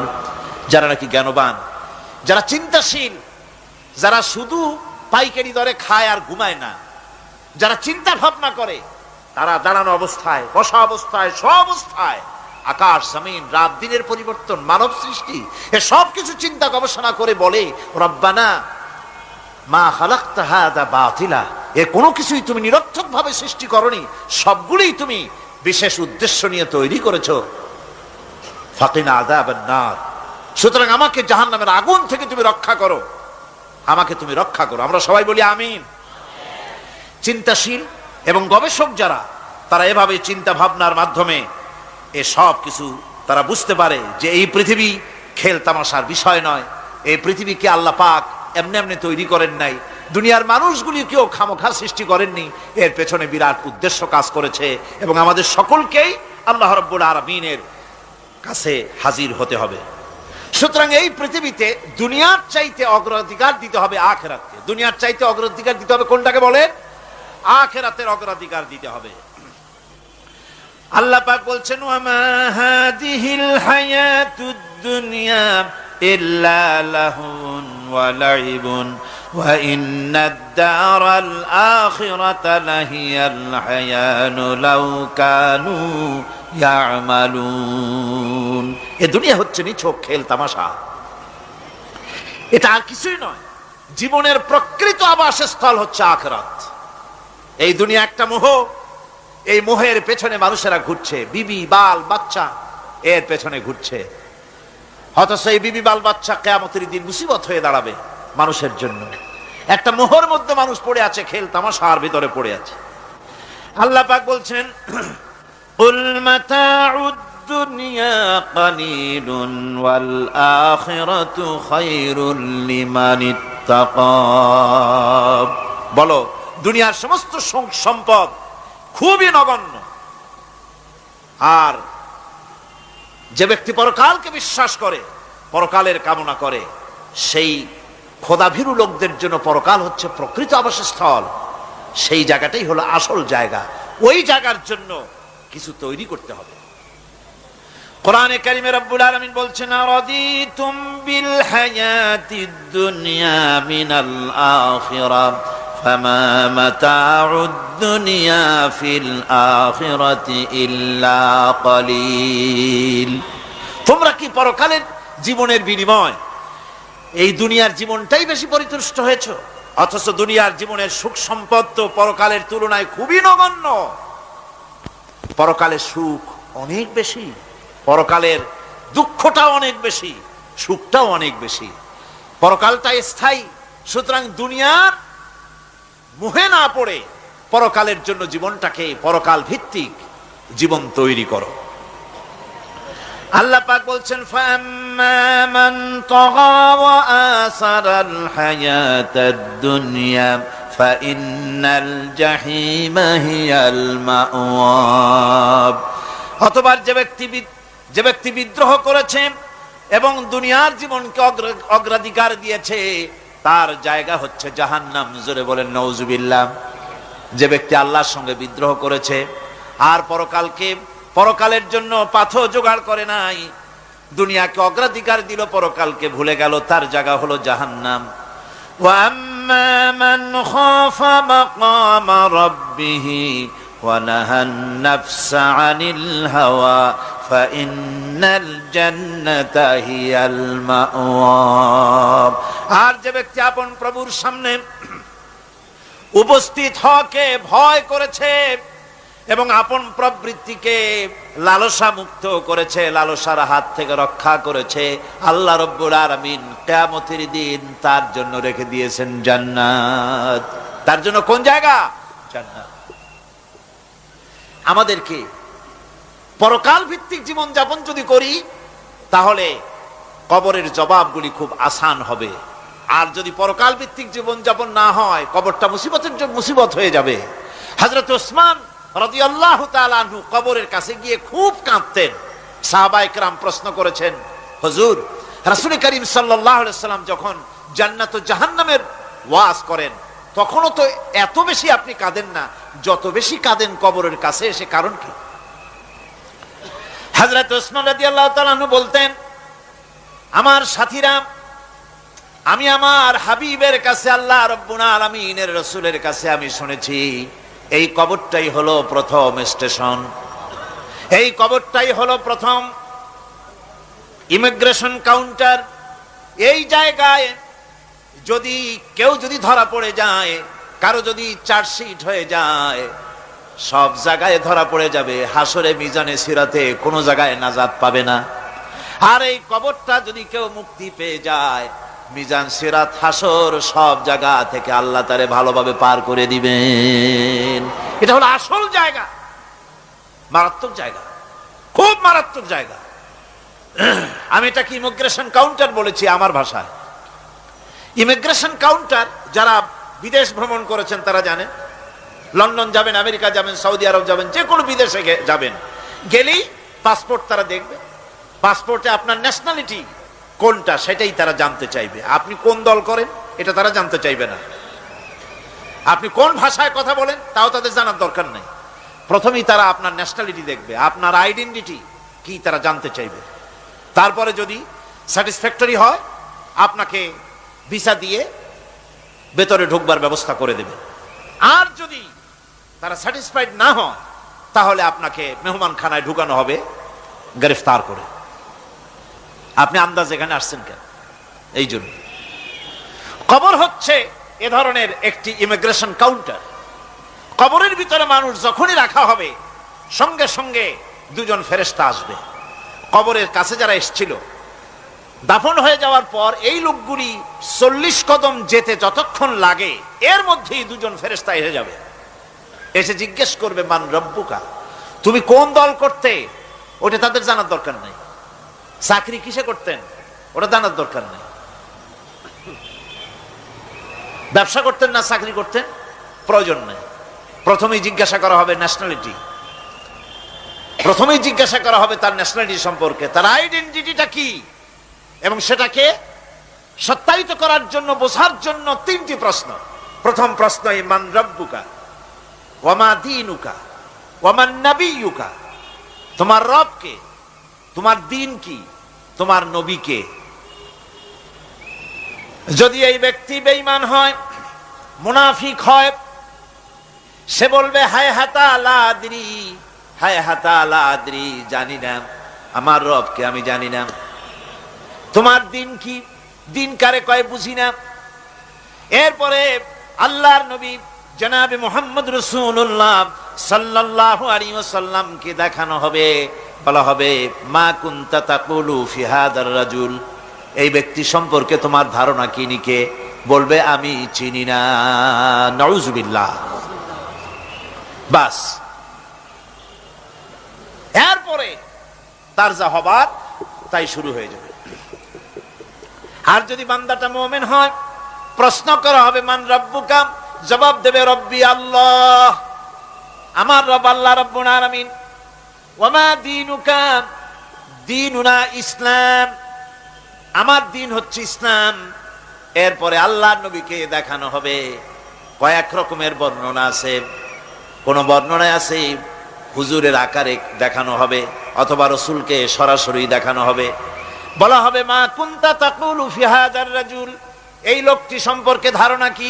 মুমিন ব্যক্তি বলবে হাদা নবিয়ুনা মুহাম্মাদুর রাসূলুল্লাহ সাল্লাল্লাহু আলাইহি ওয়াসাল্লাম, ইনি আমার তো সেই নবী মুহাম্মাদুর রাসূলুল্লাহ সাল্লাল্লাহু আলাইহি ওয়াসাল্লাম। আমরা যেন এই রকমের জবাব দিতে পারি, আল্লাহ কবুল করো। সকলে জোরে কোন আমিন। জবাব হয়ে যাওয়ার পর গায়ব থেকে আওয়াজ আসবে, ফাফরিশু বিল জান্নাতি ওয়ালবিসু বিল জান্নাহ, ও আমার ফেরেশতারা, আমার এই বান্দাকে জান্নাতের পোশাক পরায়া দাও আর কবরটাকে জান্নাতের বিছানা বিছায়া দাও। জান্নাতের পোশাক পরায় দাও, জান্নাতের বিছানা বিছায়া দাও। ইলা মাদ্দা বাসারিহি, তার চোখের দৃষ্টি যত দূর যায় কবরটা ততটা প্রশস্ত করে দাও। এরপর বেহেশতের পোশাক পরাইয়া, বেহেশতের বিছানা বিছায়া ফেরেশতা বলবে নম কা নাউমুল উরুস, ঘুমিয়ে যাও। দুলামিয়া যেমন বাসর সজ্জায় নতুন বউ নিয়ে আরামে ঘুমায়, এরকম আরামে ঘুমায় যাও। ইলা ইয়াউমিল কিয়ামা, কিয়ামত পর্যন্ত ঘুমায় থাকো, আরামে ঘুমিয়ে থাকবে। এরপরে সিংহায় ফুৎকার হবে, সিংহার ফুৎকারের আওয়াজে তার ঘুম ভেঙে যাবে। বলবে ইয়া ওয়াইলানা মান বা'সানা মিন মারকাদিনা, হায় আফসোস, আমার এত আরামের ঘুম থেকে কে আমাকে জাগ্রত করলো, আমার ঘুমটারে নষ্ট করলো কে? আওয়াজ আসবে হাদা মা ওয়াদার রহমান ওয়া সাদাকাল মুরসালুন, এটা হচ্ছে রহমানের সেই ওয়াদা, আর মুরসালিনরা নবীরা সত্য কথাই বলেছিলেন, সেই কিয়ামত অনুষ্ঠিত হচ্ছে। আমার বন্ধুগণ, সেজন্য এই দুনিয়ার মোহে পড়ে থাকলে পরে দুনিয়ায় যারা অগ্রাধিকার দিবে দুনিয়াকে পরকালের তুলনায়, জবাব দিতে পারবে না কবরের ভিতরে গিয়া। আর যারা পরকালকে অগ্রাধিকার দিবে, দুনিয়ার চাইতে পরকালকে বেশি অগ্রাধিকার দেবে, আর আল্লাহর ভয় কলিজার ভিতরে রাখবে, কবরের জবাব সঠিকভাবে দিতে পারবে, কিয়ামতের দিন আল্লাহ রাব্বুল আলামিন তাদের জন্য জান্নাত দান করবেন। জোরে বলেন আমিন। দুনিয়াটা হচ্ছে দুনিয়া যেখানে আমরা আসি। আমি আগেই বলেছি দুনিয়া হচ্ছে আদনা শব্দ থেকে এর উৎপত্তি হয়েছে। তুচ্ছ, নিকৃষ্ট, এটার দাম নাই, এটার মূল্য নাই। হযরত ইবনে কাইয়িম রাহিমাহুল্লাহ নওয়ারাল্লাহু মারকাদাহু ওয়া জাআলাল জান্নাতা মাসওয়াহু, হযরত ইবনে কাইয়িম তিনি বলছেন, সুন্দর করে বলছেন দুনিয়া সম্পর্কে, মা মাদা ফিদ দুনিয়া আহলামুন ওয়া মা বাকিয়া মিনহা আমানি ওয়াল ওয়াক্তু বাইনাহুমা দাইউন। মা মাদা ফিদ দুনিয়া আহলামুন, জীবনের যে অংশ ফেলে এসেছি সেটা আজ একটা স্বপ্ন। ওয়া মা বাকিয়া মিনহা আমানি, আর জীবনের যে অংশ সামনে বাকি আছে সেটা এখন একটা আকাঙ্ক্ষা। ওয়াল ওয়াক্তু বাইনাহুমা দাইউন, আর এর মাঝখান থেকে সময় সব চলে যাচ্ছে। কত বড় কথা চিন্তা করেছেন? জীবনের যে অংশ ফেলে এসেছি তা আজকে স্বপ্ন, তা আজ কি বলেন? স্বপ্ন। আর সামনে যা আছে সেটা আকাঙ্ক্ষা, আর মাঝখান থেকে সময় সব চলে যাচ্ছে। এরপরে তিনি বলছেন, ওয়ামান ইয়াসহাবিদ দুনিয়া ইয়াকুন মিসলা কাবিদিন আলাল মাই খানাতুহু ফুরুজুল আসাবিঈ। দুনিয়াদারের অবস্থা হচ্ছে এই, কেউ যদি দুই হাতে পানি খামসায় ধরে, দুই হাতে কি ধরছে বলেন? দুই হাতে পানি খামসায় ধরেছে, খুব মজবুত করে ধরেছে, 2 মুঠ পানি, বলেন থাকবে কতটুকু? কতটুকু থাকবে? 1 ফোঁটাও থাকবে না, কারণ তার আঙ্গুলের ফাঁক তার সাথে খেয়ানত করবে, আঙ্গুলের ফাঁক দিয়া পানিগুলি সব বেরিয়ে চলে যাবে। সুতরাং দুনিয়া যারা চায় তারা ঠিক পানি খামসায় ধরলে পানি যেমন হাতের ভেতর থেকে খেয়ানত করে চলে যায়, যারা দুনিয়া চায় দুনিয়াও তাদেরকে এভাবে ফাঁকি দিয়ে চলে যায়। তবুও দুনিয়ার মায়া মানুষের এত বেশি। আল্লাহর নবী বলেন, লাউ কানা লি ইবনি আদম ওয়াদিন মিন যাহাবিন লাহাব্বা ইয়াকুনা লাহু সানিন। এই পৃথিবীতে যদি কাউকে একটা মাঠ ভরে যদি সোনা দেওয়া যায়, লোকটা বলবে, রব্বুল আলামিন, আমি যদি আরেকটা মাঠ এরকম সোনা ভরা পেতাম। দ্বিতীয় আরেকটা মাঠ দেওয়া হলে আবার বলবে, যদি তৃতীয় আরেকটা মাঠ সোনা ভরে যদি পেতাম। নবীজি বলেন, ওয়ালা ইয়ামলাউ জাওফু ইবনু আদামা ইল্লা তুরাব। যা করতে হবে আখিরাতে জবাবদিহিমূলক জীবন যাপন করতে হবে। আপনি ব্যবসা করবেন, ওজনে কম দিতে পারবেন না, আপনি খাদ্যে ভেজাল দিতে পারবেন না, চুরি করতে পারবেন না, ডাকাতি করতে পারবেন না, জেনা করতে পারবেন না, বদমাশি করতে পারবেন না, মদ খেতে পারবেন না, সন্ত্রাসী হতে পারবেন না, হাইজ্যাকার হতে পারবেন না, চাঁদাবাজ হতে পারবেন না, মুনাফাখোর হতে পারবেন না, আপনি চোরা কারবারি হতে পারবেন না, ঘুষখোর হতে পারবেন না, সুদখোর হতে পারবেন না। এই সব কাজ পরকালকে বিশ্বাস করলেই এ সমস্ত কাজ থেকে মানুষ বিরত থাকতে পারে। কথা ঠিক কিনা? এটাই হচ্ছে। সুতরাং এই পৃথিবী থাকবে না, এটা কি চিরকাল থাকবে না, এর একটা পরিসমাপ্তি ঘটবে। যেমন করে সারা বছর লেখাপড়া করার পর কলেজে, বিশ্ববিদ্যালয়, মাদ্রাসায়, হাই স্কুলে, সব জায়গায় সারা বছর লেখাপড়া করার পর যেমন পরীক্ষা দেওয়ার একটা দিন আসে, সারা বছর ব্যবসা করার পর হিসাব নিকাশ করার যেমন একটা সময় আসে, সারা মাস চাকরি করার পর বেতন পাওয়ার যেমন একটা দিন আসে, সারা জীবন চাকরি করার পর পেনশন পাওয়ার যেমন একটা সময় আসে, অনুরূপ ভাবে এই দুনিয়া যেদিন শেষ হয়ে যাবে, আল্লাহ নির্ধারিত সময় শেষ হয়ে যাওয়ার পর একটা সময় আসবে যখন আল্লাহ রব্বুল আলামিন সব শেষ করে দিবেন, লন্ডভন্ড হয়ে যাবে, কিছুই থাকবে না। কোরআনে কারিমে আল্লাহ সব বলেছেন, কোরআনে সব আল্লাহ বলে দিয়েছেন। আল্লাহ পাক বলেন, এই পৃথিবীর সব কেমন ভাবে ধ্বংস হবে তার চিত্র আল্লাহ পাক কোরআনে কারিমে তুলে ধরেছেন। ইযাস সামাউ ফাতারাত ওয়া ইযাল কাওয়াকিবু তাসারাত ওয়া ইযাল বিহারু ফুজ্জিরাত ওয়াইদাল কুবুরু বু'সিরাত, যখন আকাশসমূহ দীর্ণ বিদীর্ণ হয়ে যাবে, তারকাগুলি বিক্ষিপ্ত হয়ে ছিটকে পড়বে, আর সমুদ্রগুলি উচ্ছ্বসিত হয়ে পড়বে, কবরগুলি সব তার ভেতরে যা আছে উদ্গীরণ করে দেবে, তারকাগুলি স্থিমিত হয়ে যাবে। এরপরে সমস্ত আকাশগুলি কাতাইয়িস সিজিল্লিল কুতুব, কিতাবের পৃষ্ঠার মতো একটার পরে একটা ঠাস ঠাস করে পড়তে থাকবে, চূর্ণ বিচূর্ণ হয়ে ভেঙে চুরে একাকার হয়ে যাবে। পাহাড়গুলিকে উড়িয়ে দেওয়া হবে, চন্দ্র এবং সূর্য একাকার হয়ে যাবে। আল্লাহ রাব্বুল আলামিন বলেন, ফাইদা বারিকাল বাসার ওয়া খাসাফাল কমার ওয়া জুমিআশ শামসু ওয়াল কমার, চক্ষু যখন বিস্ফারিত হয়ে যাবে, চাঁদ যখন তার আলো হারিয়ে ফেলবে, সূর্য যখন তার আলো হারিয়ে ফেলবে, চাঁদ আর সূর্য সব একাকার হয়ে যাবে, সেই সময়ের অবস্থাটা কি চিন্তা করো। মানুষ হয়রান হয়ে দৌড়াদৌড়ি করবে। ওয়াহুমিলাতিল আরদু ওয়াল জিবালু ফাদুক্কাতা দাক্কাতান ওয়াহিদা, জমিন এবং পাহাড়গুলির মধ্যে আল্লাহ রাব্বুল আলামিন সংঘর্ষ বাঁধিয়ে দিবেন, পাহাড়গুলি ভেঙে চুরে টুকরা টুকরা হয়ে যাবে, পাহাড়গুলি উঁচু করে জমিনের উপরে আছাড় মেরে আল্লাহ রাব্বুল আলামিন ভেঙে চুরে চুরমার করে দিবেন। সুবহানাল্লাহ। ওয়া তাকুনুল জিবালু কালইহনিল মানফুস, পাহাড়গুলো পেঁজা ধোনা তুলার মতো করে উড়িয়ে দেওয়া হবে, পাহাড় উড়ে যাবে। সুবহানাল্লাহ পড়ো। পাহাড় পাথরের তৈরি করা পাহাড়, এই পাহাড়গুলি তুলার মতো হয়ে উড়বে কিভাবে? আমি এই দৃশ্য নিজের চোখে কিছুটা হলেও দেখছি। আজ থেকে 10 দিন আগে আমি ইতালি সফর করে এসেছি। ইতালির রাজধানী রোম।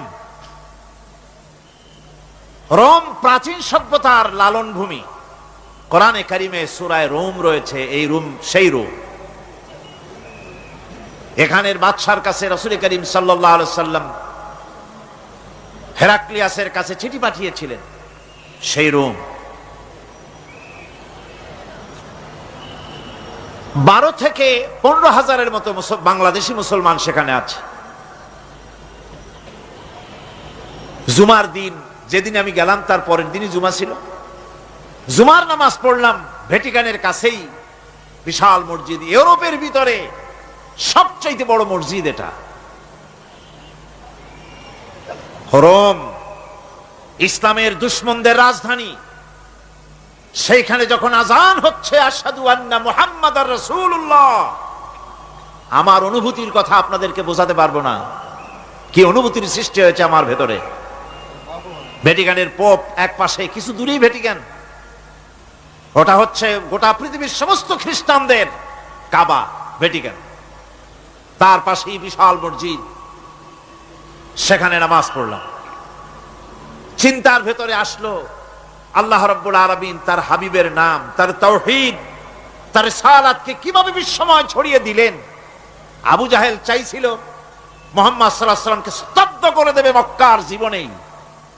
কত বদনাম, সাহের, কাহেন, কাযযাব, শায়ের, নাউযুবিল্লাহি মিন যালিক, কত গালাগালি করলো। আর আল্লাহ শুনালেন, হাবিব চিন্তার কোনো কারণ নাই, ওয়া রাফা'না লাকা যিকরাক, আমি আপনার প্রশংসা বিশ্বময় ছড়িয়ে দেব। সুবহানাল্লাহি ওয়া বিহামদিহি। রোম প্রোগ্রাম শেষ করে আমাকে তারা নিয়ে গেল, যেটা আমি বলছি সফর কাহিনী শোনাবার সময় এটা না, যেহেতু এর সঙ্গে প্রাসঙ্গিক সেজন্য বলছি। পাহাড় কেমনে তুলার মতো হয়ে উড়বে তার নজির দেখেছি। রোম শহর থেকে 300 মাইল দূরে, 300 কিলোমিটার দূরে নেপোলিয়ান বোনাপার্ট তার বাড়ি, এবং ওটা তার নামই একটা প্রভিন্স। ভূমধ্য সাগরের পারে ভিসুভিয়াস, পৃথিবীর সবচাইতে বড় আগ্নেয়গিরি, সেটা দেখাতে নিয়ে যাওয়া হলো আমাকে। যে পাহাড়টা পৃথিবীর মাটি থেকে তার চূড়া হচ্ছে 3 মাইল উঁচু, এর 2 মাইল গাড়িতে করে ঘুরে ঘুরে যাওয়া যায়। এরপর আর গাড়িতে যাওয়া যায় না, বাকিটুকুন যেতে হবে হেঁটে হেঁটে। পাহাড়ের উপরে অক্সিজেন কম, বেশ কষ্ট হচ্ছিল উঠতে। জীবনে প্রথম পাহাড়ে চড়েছি জাবালে নূর, রাসূল করিম সাল্লাল্লাহু আলাইহি সাল্লামের উপরে যেখানে ওহী হয়েছিল সর্বপ্রথম। পাহাড় চড়ার একটা অভিজ্ঞতা ওখান থেকে আমার কিছুটা হয়েছিল। খুব কষ্ট হলো বাকি 1 মাইল উঠতে। যখন বিসুবিয়াসের একদম শীর্ষে চলে গেছি, সেখানে গিয়ে আমার সাথে 15-20 জন লোক ছিল। আমি নিজেই আল্লাহু আকবার বলে আমার গলা থেকে আওয়াজ বেরিয়ে গেল। আমি দেখতে পেলাম বিসুবিয়াসের শীর্ষে বিশাল গর্ত। আমার মনে হয় গর্তটা এই মাঠের 1/4 হবে, এই মাঠের 1/4 হবে গর্তটা। সেই গর্তটার গভীরতা হচ্ছে 1.5 কিলোমিটার। এইখান থেকে পাথরগুলি উত্থিত হয়েছে, আগ্নেয়গিরি পাথর আগুনে গলে লাভা হয়ে এগুলি পাহাড় বেয়ে উপচে পড়েছে, চতুর্দিকে 12 মাইল ছড়িয়ে গিয়েছে। আমার মনে পড়লো ওয়াকুদুহান নাস ওয়াল হিজারা, জাহান্নামের আগুনের ইন্ধন হবে মানুষ আর পাথর। আমি সেখানে সেজদায় পড়ে গিয়া কানলাম আর বললাম, আল্লাহ জাহান্নামের আগুন হারাম করে দিও আমাদের জন্য। পাথর কিভাবে গললো, গলে পাথরগুলি গলে পুড়ে চতুর্দিকে পড়েছে আর ছিটকেছে, চতুর্দিকে ছিটকে পড়েছে। সেই পাথরগুলি ছিটকে ছিটকে যেগুলি পুড়ে পড়েছে সেগুলিকে দূরে সাদা রঙের বলে মনে হয়, কোনোটা সাদা কোনোটা কালো, মনে হয় যেন তুলার মতো হয়ে পড়ে আছে চতুর্দিকে। 1944 সনে তৃতীয়বারের মতো বিসুবিয়াসী অগ্নিগিরি যে অগ্নি উৎপাত করে তাতে আশেপাশের 12 মাইল এলাকা এফেক্টেড হয়ে যায়। পাথরগুলি গলে এভাবে বিধ্বস্ত করে দিয়েছে। এখান থেকে এখানে জোহরের নামাজ, আসরের নামাজ আমরা পড়লাম, আল্লাহর কাছে খুব দোয়া করলাম। এখনো ধোঁয়া উঠতেছে, এখনো পাহাড়ের ফাটল দিয়ে ধোঁয়া উঠছে। একজন হাত দিয়ে আমাকে বলল যে খুব গরম লাগে ধোঁয়াগুলি। ওখানকার লোকেরা বলল যে ভেতরে এখনো আগুন আছে, তবে সুপ্ত, যে কোনো মুহূর্তে আবার তা জাগ্রত হতে পারে। আমরা সেখান থেকে নেমে এলাম। একটু কিছু দূর গিয়েই সেখানে হলো পম্পেই শহর। এই পম্পেই শহরটা হচ্ছে ঈসা আলাইহিস সালামের জন্মের 2000 বছর আগে এই শহর তৈরি হয়। ঈসা আলাইহিস সালামের জন্মের 179 বছর পর ভূমিকম্প হয়। সেই ভূমিকম্পে গোটা পম্পেই শহরটা পৃথিবীর মানুষের চোখের আড়াল হয়ে যায়, ধ্বংস হয়ে যায়, মাটির তলায় গরক হয়ে যায়। আজ থেকে 200 বছর আগে মাটি খনন করতে গিয়ে এই শহর আবিষ্কৃত হয়। পুরা শহরটা খুঁড়ে তারা বের করেছে। 180 হেক্টর জমিনের উপরে এই বিশাল শহর। ঘুরে ঘুরে দেখলাম, গাড়ি চলে না সেখানে, পায়ে হেঁটে দেখতে হলো। প্রশস্ত রাস্তা। আজ থেকে 4000 বছর আগের মানুষেরা রাস্তা বানাতে জানতো পাথর দিয়ে, এবং রাস্তার দুধারে তাদের ছিল ফুটপাত, পানির ব্যবস্থা, নগরায়নের সব রকমের সুযোগ সুবিধা। তারপরে সেখানে বিচারালয়, এরপরে দোকানপাট, বাজার ঘাট, সবকিছুর ব্যবস্থা রয়েছে। বিশাল বিশাল পাথরগুলি দিয়ে পিলার তৈরি করা। ভাবলাম এই পিলারগুলি, এই পাথরগুলি তারা কিভাবে ক্রেন ছাড়া এত উপরে উঠালো কি করে, আমার মাথায় আসলো না। পাথর কেটে কেটে সুন্দর সুন্দর অঙ্কন শিল্প তারা করেছে। এরপরে ঘুরতে ঘুরতে বাদশার রাজার বাড়িতে গিয়ে ঢুকলাম। সেখানে গিয়ে দেখলাম উলঙ্গ এত মূর্তি পাথরের তৈরি করা। পাথর কেটে কেটে দেওয়ালে যৌন মিলনের এমন কোন অশ্লীল ছবি নাই যা তারা সেখানে তৈরি করে নাই। উলঙ্গ মূর্তি আর উলঙ্গ যৌন মিলনের অসংখ্য ছবি দিয়ে এই এলাকা ভরা। তখন আমি বুঝলাম আল্লাহর গজব হওয়ার কারণটা কি, এই শহরটা মাটির নিচে গরক হয়ে যাওয়ার কারণটা কি। আল্লাহ পাক জেনা ব্যভিচার যে দেশে বেশি হয় আল্লাহ পাক বরদাস্ত করেন না। দুশ্চরিত্র যে দেশের মানুষ দুশ্চরিত্র হয়ে যায়, জেনা ব্যভিচার বেশি হতে থাকে, আল্লাহ গরক করে দেন, গজব দেন। এই গজব এক এক সময় এক এক রকমের হয়ে আসে। কখনো মাটির নিচে দাবায় দেন, কখনো মহামারী, কোন দেশে কলেরা, কোন দেশে জলোচ্ছ্বাস, কোথাও ভূমিকম্প, আর সর্বশেষ এই জেনাবে বিচারের জন্য আল্লাহ পাকের চূড়ান্ত এই যৌনতার অশ্লীলতার জন্য চূড়ান্ত গজব বর্তমান বিশ্বের জন্য এইডস। আল্লাহ পাক এই গজব দিয়েছেন। বন্ধুগণ, আমি সেই জায়গা, আমি সেখানে যা দেখলাম যে আল্লাহ পাক পাহাড়গুলিকে কিভাবে উড়াবেন, এটা অস্বীকার করার কোনো উপায় নাই। বিশ্বাস তো করতামই, তবে হযরত ইব্রাহিম আলাইহিস সালাম যেমন বলেছিলেন, রব্বি আরিনি কাইফা তুহিল মাউতা, আয় আল্লাহ তুমি মরাকে জিন্দা করবা কেমনে? আল্লাহ পাক বললেন, আওয়ালাম তুমিন, তুমি বিশ্বাস করো না? ইব্রাহিম আলাইহিস সালাম বললেন, বালা, অবশ্যই বিশ্বাস করি, ওয়ালাকিন লায়াতমাইন্না কলবি, যদি চোখে দেখতাম তাহলে আমার অন্তরাত্মা খুব ঠান্ডা হতো। আল্লাহ রাব্বুল আলামিন চোখে দেখায় দিলেন জিন্দা কেমনে মুর্দা হবে, মুর্দা কেমনে জিন্দা হবে, আল্লাহ দেখায় দিলেন। পাহাড় উড়ায় দিবেন আল্লাহ রাব্বুল আলামিন। একথা কলিজার মধ্যে, এটার উপর ঈমান বিশ্বাস, কিন্তু আল্লাহ চোখে দেখায়ছেন, ঈমান আরো মজবুত হয়েছে, যা ছিল আরো মজবুত হয়েছে। সুবহানাল্লাহ। আল্লাহর ভয়তে কলিজা কেঁপেছে। আমি পাহাড়ের উপরে কেঁদেছি, যার যার হয়ে কেঁদেছি। বন্ধুগণ, আল্লাহ সুবহানাহু ওয়া তাআলা এই জন্য বলেছেন, কুল সিরু ফিল আরদ, আমার জমিন ঘোরো, ভালো করে দেখো, কাইফা কানা আকিবাতুল মুকাজ্জিবিন, মহাসত্যকে যারা অস্বীকার করেছে তাদের পরিণতি আমি কি করে দিয়েছি, এগুলি চোখে ভালো করে তাকায় দেখো। আমার বন্ধুগণ, সুতরাং এই পৃথিবীর অবসান হবে, এই পৃথিবী ধ্বংস হবে, এই পৃথিবী চূড়ান্তভাবে শেষ হয়ে যাবে। ও হ্যাঁ, আরেকটি কথা বলতে হয়, সেটা হচ্ছে যে এই রোম থেকে আরেকটু দূরে 900 মাইল দূরে হচ্ছে সিসিলি। 900 মাইল দূরে, সেখানে এই সিসিলি মুসলমানেরা শাসন করেছিল 350 বছর। সেই সিসিলিতে রয়েছে 360টা মসজিদ মুসলমানদের করা। সমস্ত মসজিদগুলি আজ তালা বন্ধ, একটা মসজিদও খোলা নাই। সেখানকার মুসলমানেরা ওয়াজ শুনতে এসেছিল রোমে। আমি তাদের জন্য পরামর্শ দিয়েছি যে গভর্নমেন্টের কাছে তোমরা দাবি জানাও যে অন্তত একটা মসজিদের দরজা আমাদের জন্য খুলে দাও। রোমের অবস্থানরত প্রবাসী বাংলাদেশি মুসলমানেরা আমাকে বলেছে, তাদের অনেকের বাড়ি চট্টগ্রামেও আছে, আমাকে বলেছে তাদের চোখে পানি আসছে বলার সময় যে চিরঙের তাফসীর মাহফিল যখন আসে কলজাটা কানতে থাকে যাওয়ার জন্য।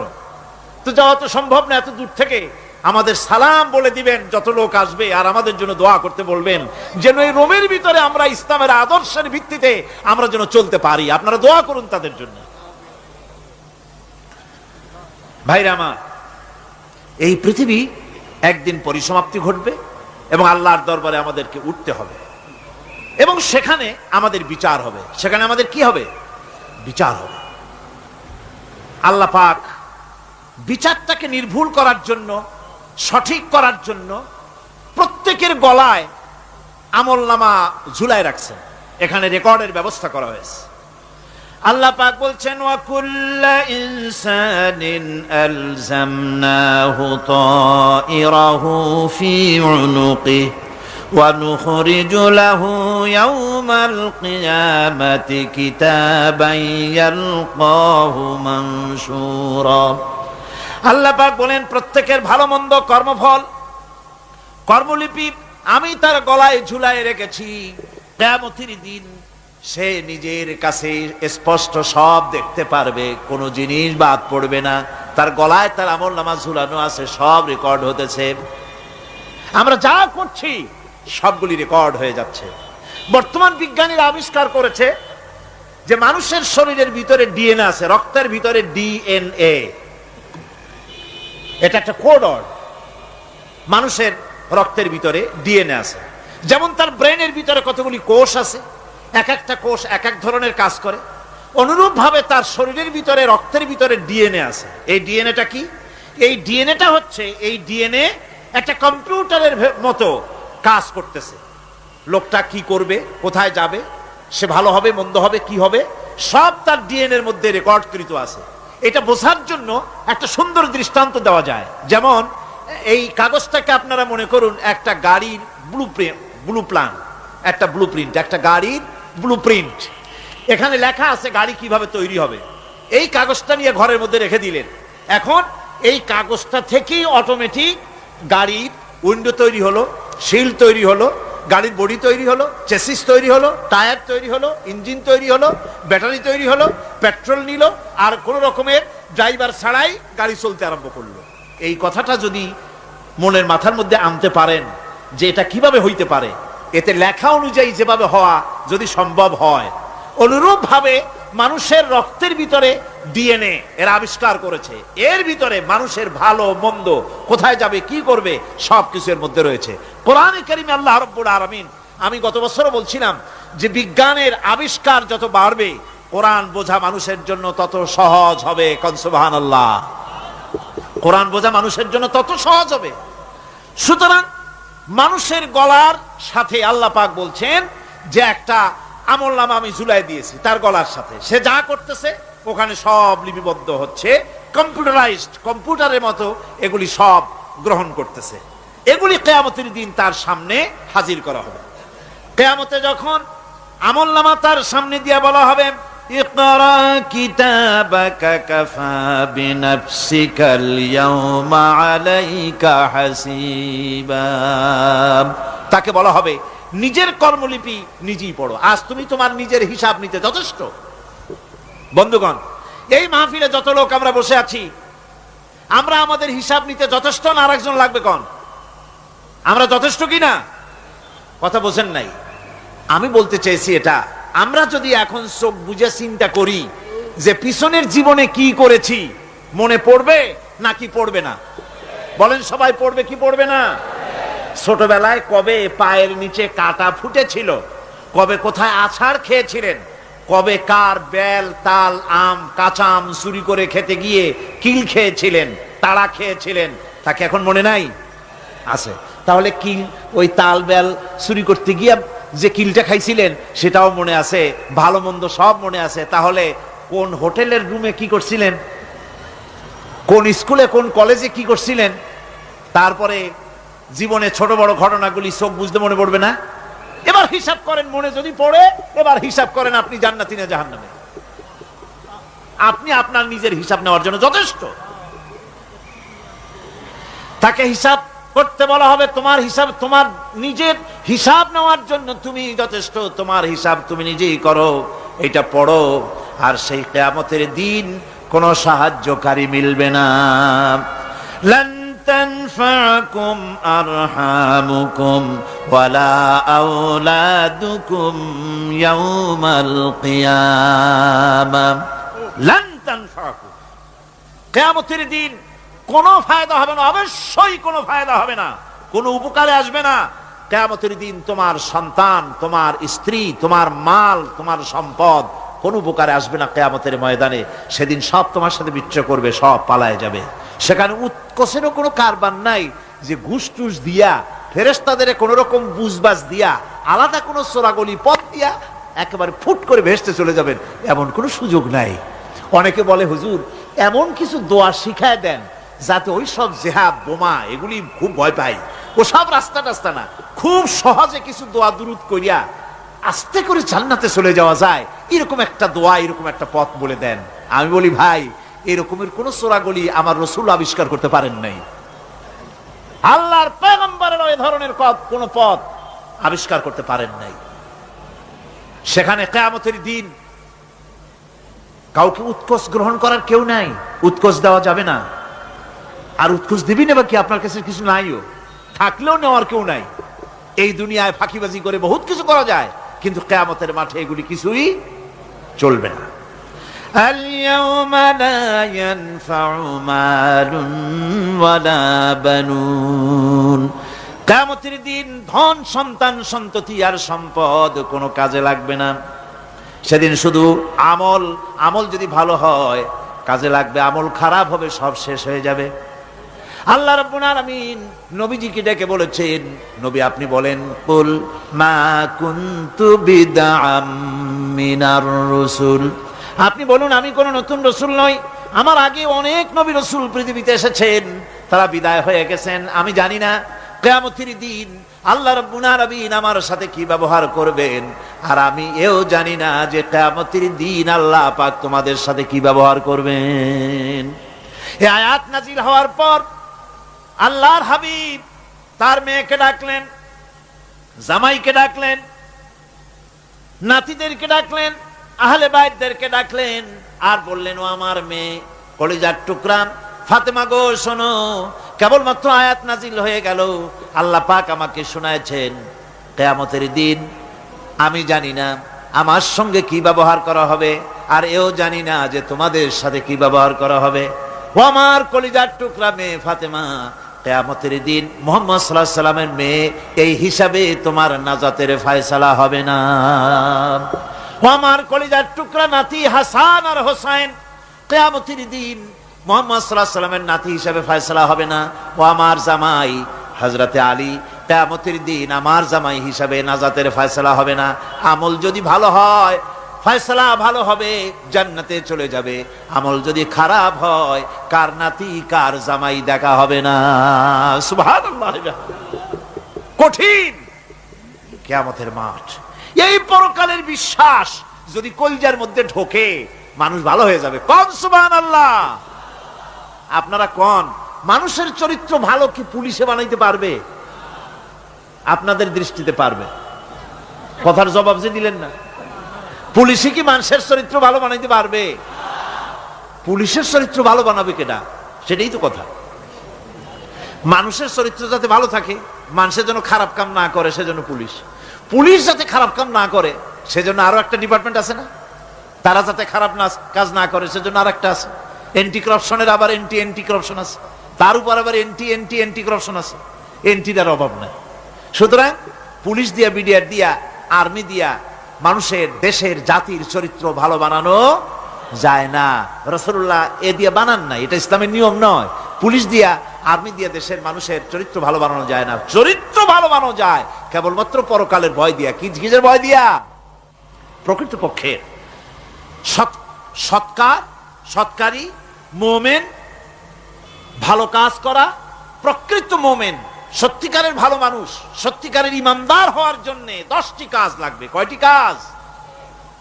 10টি কাজ লাগবে। সেই 10টি কাজের একটি কাজ গত বছর আপনাদের খেদমতে আরজ করা হয়েছে, 2টি বলা হয়েছে, বাকি আজকে বললাম আর একটা, হয়ে গেল 3টা। বাকি আছে কয়টা?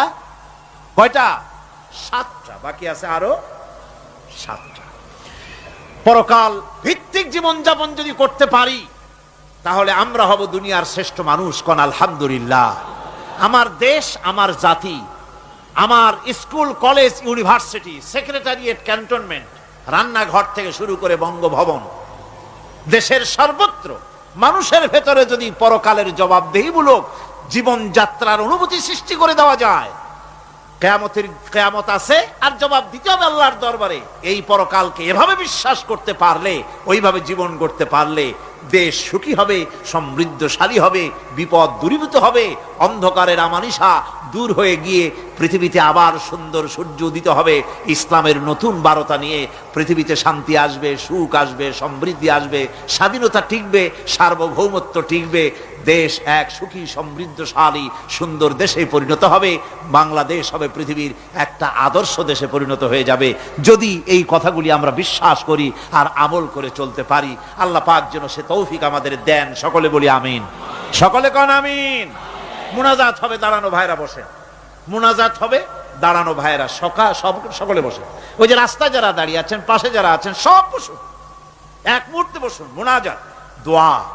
আমি গত বছর বলেছি, এবারও বলি, মুনাজাতের কথা বললে কিছু লোক আছে, এই 2-4 জন 5 জন হাঁটে। এটা কিন্তু একটা আসলেই বেয়াদবি। এটা কি কন্ত দেখি? যেহেতু মুনাজাত করা হচ্ছে কার কাছে? দোয়া করা হচ্ছে কার কাছে? কখনোই সাহস করবেন না যে দোয়া করার কথা বললে আপনি হাঁটবেন। কেন? দুঃখটা কিসে? মুনাজাত করিয়া উজু লাগে, উজু করে আসবেন, নামাজ পড়বেন জামাতে। অবশ্যই আলোচনাগুলি খুবই গুরুত্বপূর্ণ। আগামীকাল, পরের দিন এর একটা যদি মিস করেন, গ্রেট মিস্টেক হবে। এটা বড় রকমের আপনি একটা লস করবেন। কাজী কোনোটা যেন আপনি না হারান। আল্লাহ পাক আমাদেরকে যেন বলার, শোনার, আমল করার তৌফিক দেন। কোন আমিন। তাড়াতাড়ি করবেন, হাত চালায়। বালাগাল উলা বিকামালিহি কাশাফাত দুজা বিজামালিহি হাসুনাত জামিউ খাসালিহি সাল্লু আলাইহি ওয়া আলিহি। মোনাজাতের পর আজান হবে বা জামাত এশার নামাজ পড়ে যাবেন। অবশ্যই জামাত পরিত্যাগ করবেন না, জামাতে নামাজ পড়ে যাবেন। এটা একটি জীবনের জন্য বড় রকমের অ্যাচিভমেন্ট হবে। নামাজ পড়ি তারপরে বিদায় হবে। আল্লাহুম্মা আমিন। ربنا ظلمنا أنفسنا وإن لم تغفر لنا وترحمنا لنكونن من الخاسرين ربنا لا تزغ قلوبنا بعد إذ هديتنا وهب لنا من لدنك رحمة إنك أنت الوهاب আয় আল্লাহ তাআলা, হাজার হাজার মুসলমান নরনারী দীর্ঘক্ষণ ধরে তোমার কোরআনে কারিমের আলোচনা শুনেছি, দরুদ ও সালাম পড়েছি, জিকির আজগার করেছি। মেহেরবানি করে সওয়াবটুকুন জনাবে মুহাম্মদুর রাসূলুল্লাহ সাল্লাল্লাহু আলাইহি ওয়াসাল্লামের রূহ মুবারকে পৌঁছায় দাও। আল্লাহ তাআলা, तमाम পৃথিবীর মাটির নিচে যত মুমিন মুমিনাত শুয়ে আছেন তাদের আরওয়ার পরে সওয়াব পৌঁছায় দাও। রব্বুনা রবিন, আমাদের মধ্য থেকে মা বাপ যাদের দুনিয়া থেকে বিদায় হয়ে গেছে, কবরগুলিকে জান্নাতের টুকরা বানায়া দাও। রব্বির হামহুমা কামা রব্বায়ানি সগীরা। সকলে পড়েন রব্বির হামহুমা কামা রব্বায়ানি সগীরা। আয় আল্লাহ তাআলা, আমাদের পীর মুর্শিদ, আমাদের উস্তাদ, আমাদের ভাই বোন, আত্মীয় স্বজন যার যা মারা গেছে সকলকে ক্ষমা করে দাও। গোটা পৃথিবীতে আজকে যত মুসলমান বেঁচে আছেন সমস্ত মুসলমানদের গুনাহ খাতা মাফ করে দাও। সমস্ত মুসলমানদেরকে এক বানায় দাও, নেক বানায় দাও। মুসলমানদের জিন্দেগির গুনাহ খাতা মাফ করে দাও। হায় আল্লাহ তাআলা, আমরা সারা জীবন গুনাহ করেছি, গুনাহ করে জীবনটারে নষ্ট করে ফেলেছি। মাবুদ গো, দয়া করে জীবনের সব গুনাহগুলি আজ তুমি ক্ষমা করে দাও। আয় আল্লাহ তাআলা, কোরআনে কারীমের মাহফিলকে আমরা থাকবো না, আমরা তো চলে যাব, বিদায় হব। আয় আল্লাহ, এই মাহফিল যেন শেষ না হয়, কিয়ামত পর্যন্ত প্রতি বছর মাহফিল হতে পারে কোরআনের। এই যাত্রা যেন ভঙ্গ না হয়ে যায়। আয় আল্লাহ তাআলা, এই পবিত্র অনুষ্ঠান যেন শেষ না হয়ে যায়, প্রতি বছর হতে পারে। তুমি মেহেরবানি করে এই সিলসিলা জারি রেখে দিও। কোরআনে কারীমের আজমত, কোরআনের বরকত দিয়ে আল্লাহ তুমি আমাদেরকে মালামাল করে দাও। তোমার শেষ হেদায়েতের, সর্বশেষ হেদায়েতের কিতাবকে আমরা যেন আমাদের জীবনের হেদায়েতের উৎস হিসেবে গ্রহণ করতে পারি, আমল করতে পারি। তৌফিক আমাদের দিয়া দাও। রব্বানা তাকাব্বাল মিন্না ইন্নাকা আনতাস সামিউল আলিম ওয়া তুব আলাইনা ইন্নাকা আনতাত তাওয়াবুর রহিম। সুবহানা রাব্বিকা রাব্বিল ইজ্জাতি আম্মা ইয়াসিফুন ওয়া সালামুন আলাল মুরসালিন আলহামদুলিল্লাহি রাব্বিল আলামিন। ওয়াজআল আখিরা কালিমাতিনা ইনদাল মাউত লা ইলাহা ইল্লাল্লাহু মুহাম্মাদুর রাসূলুল্লাহ।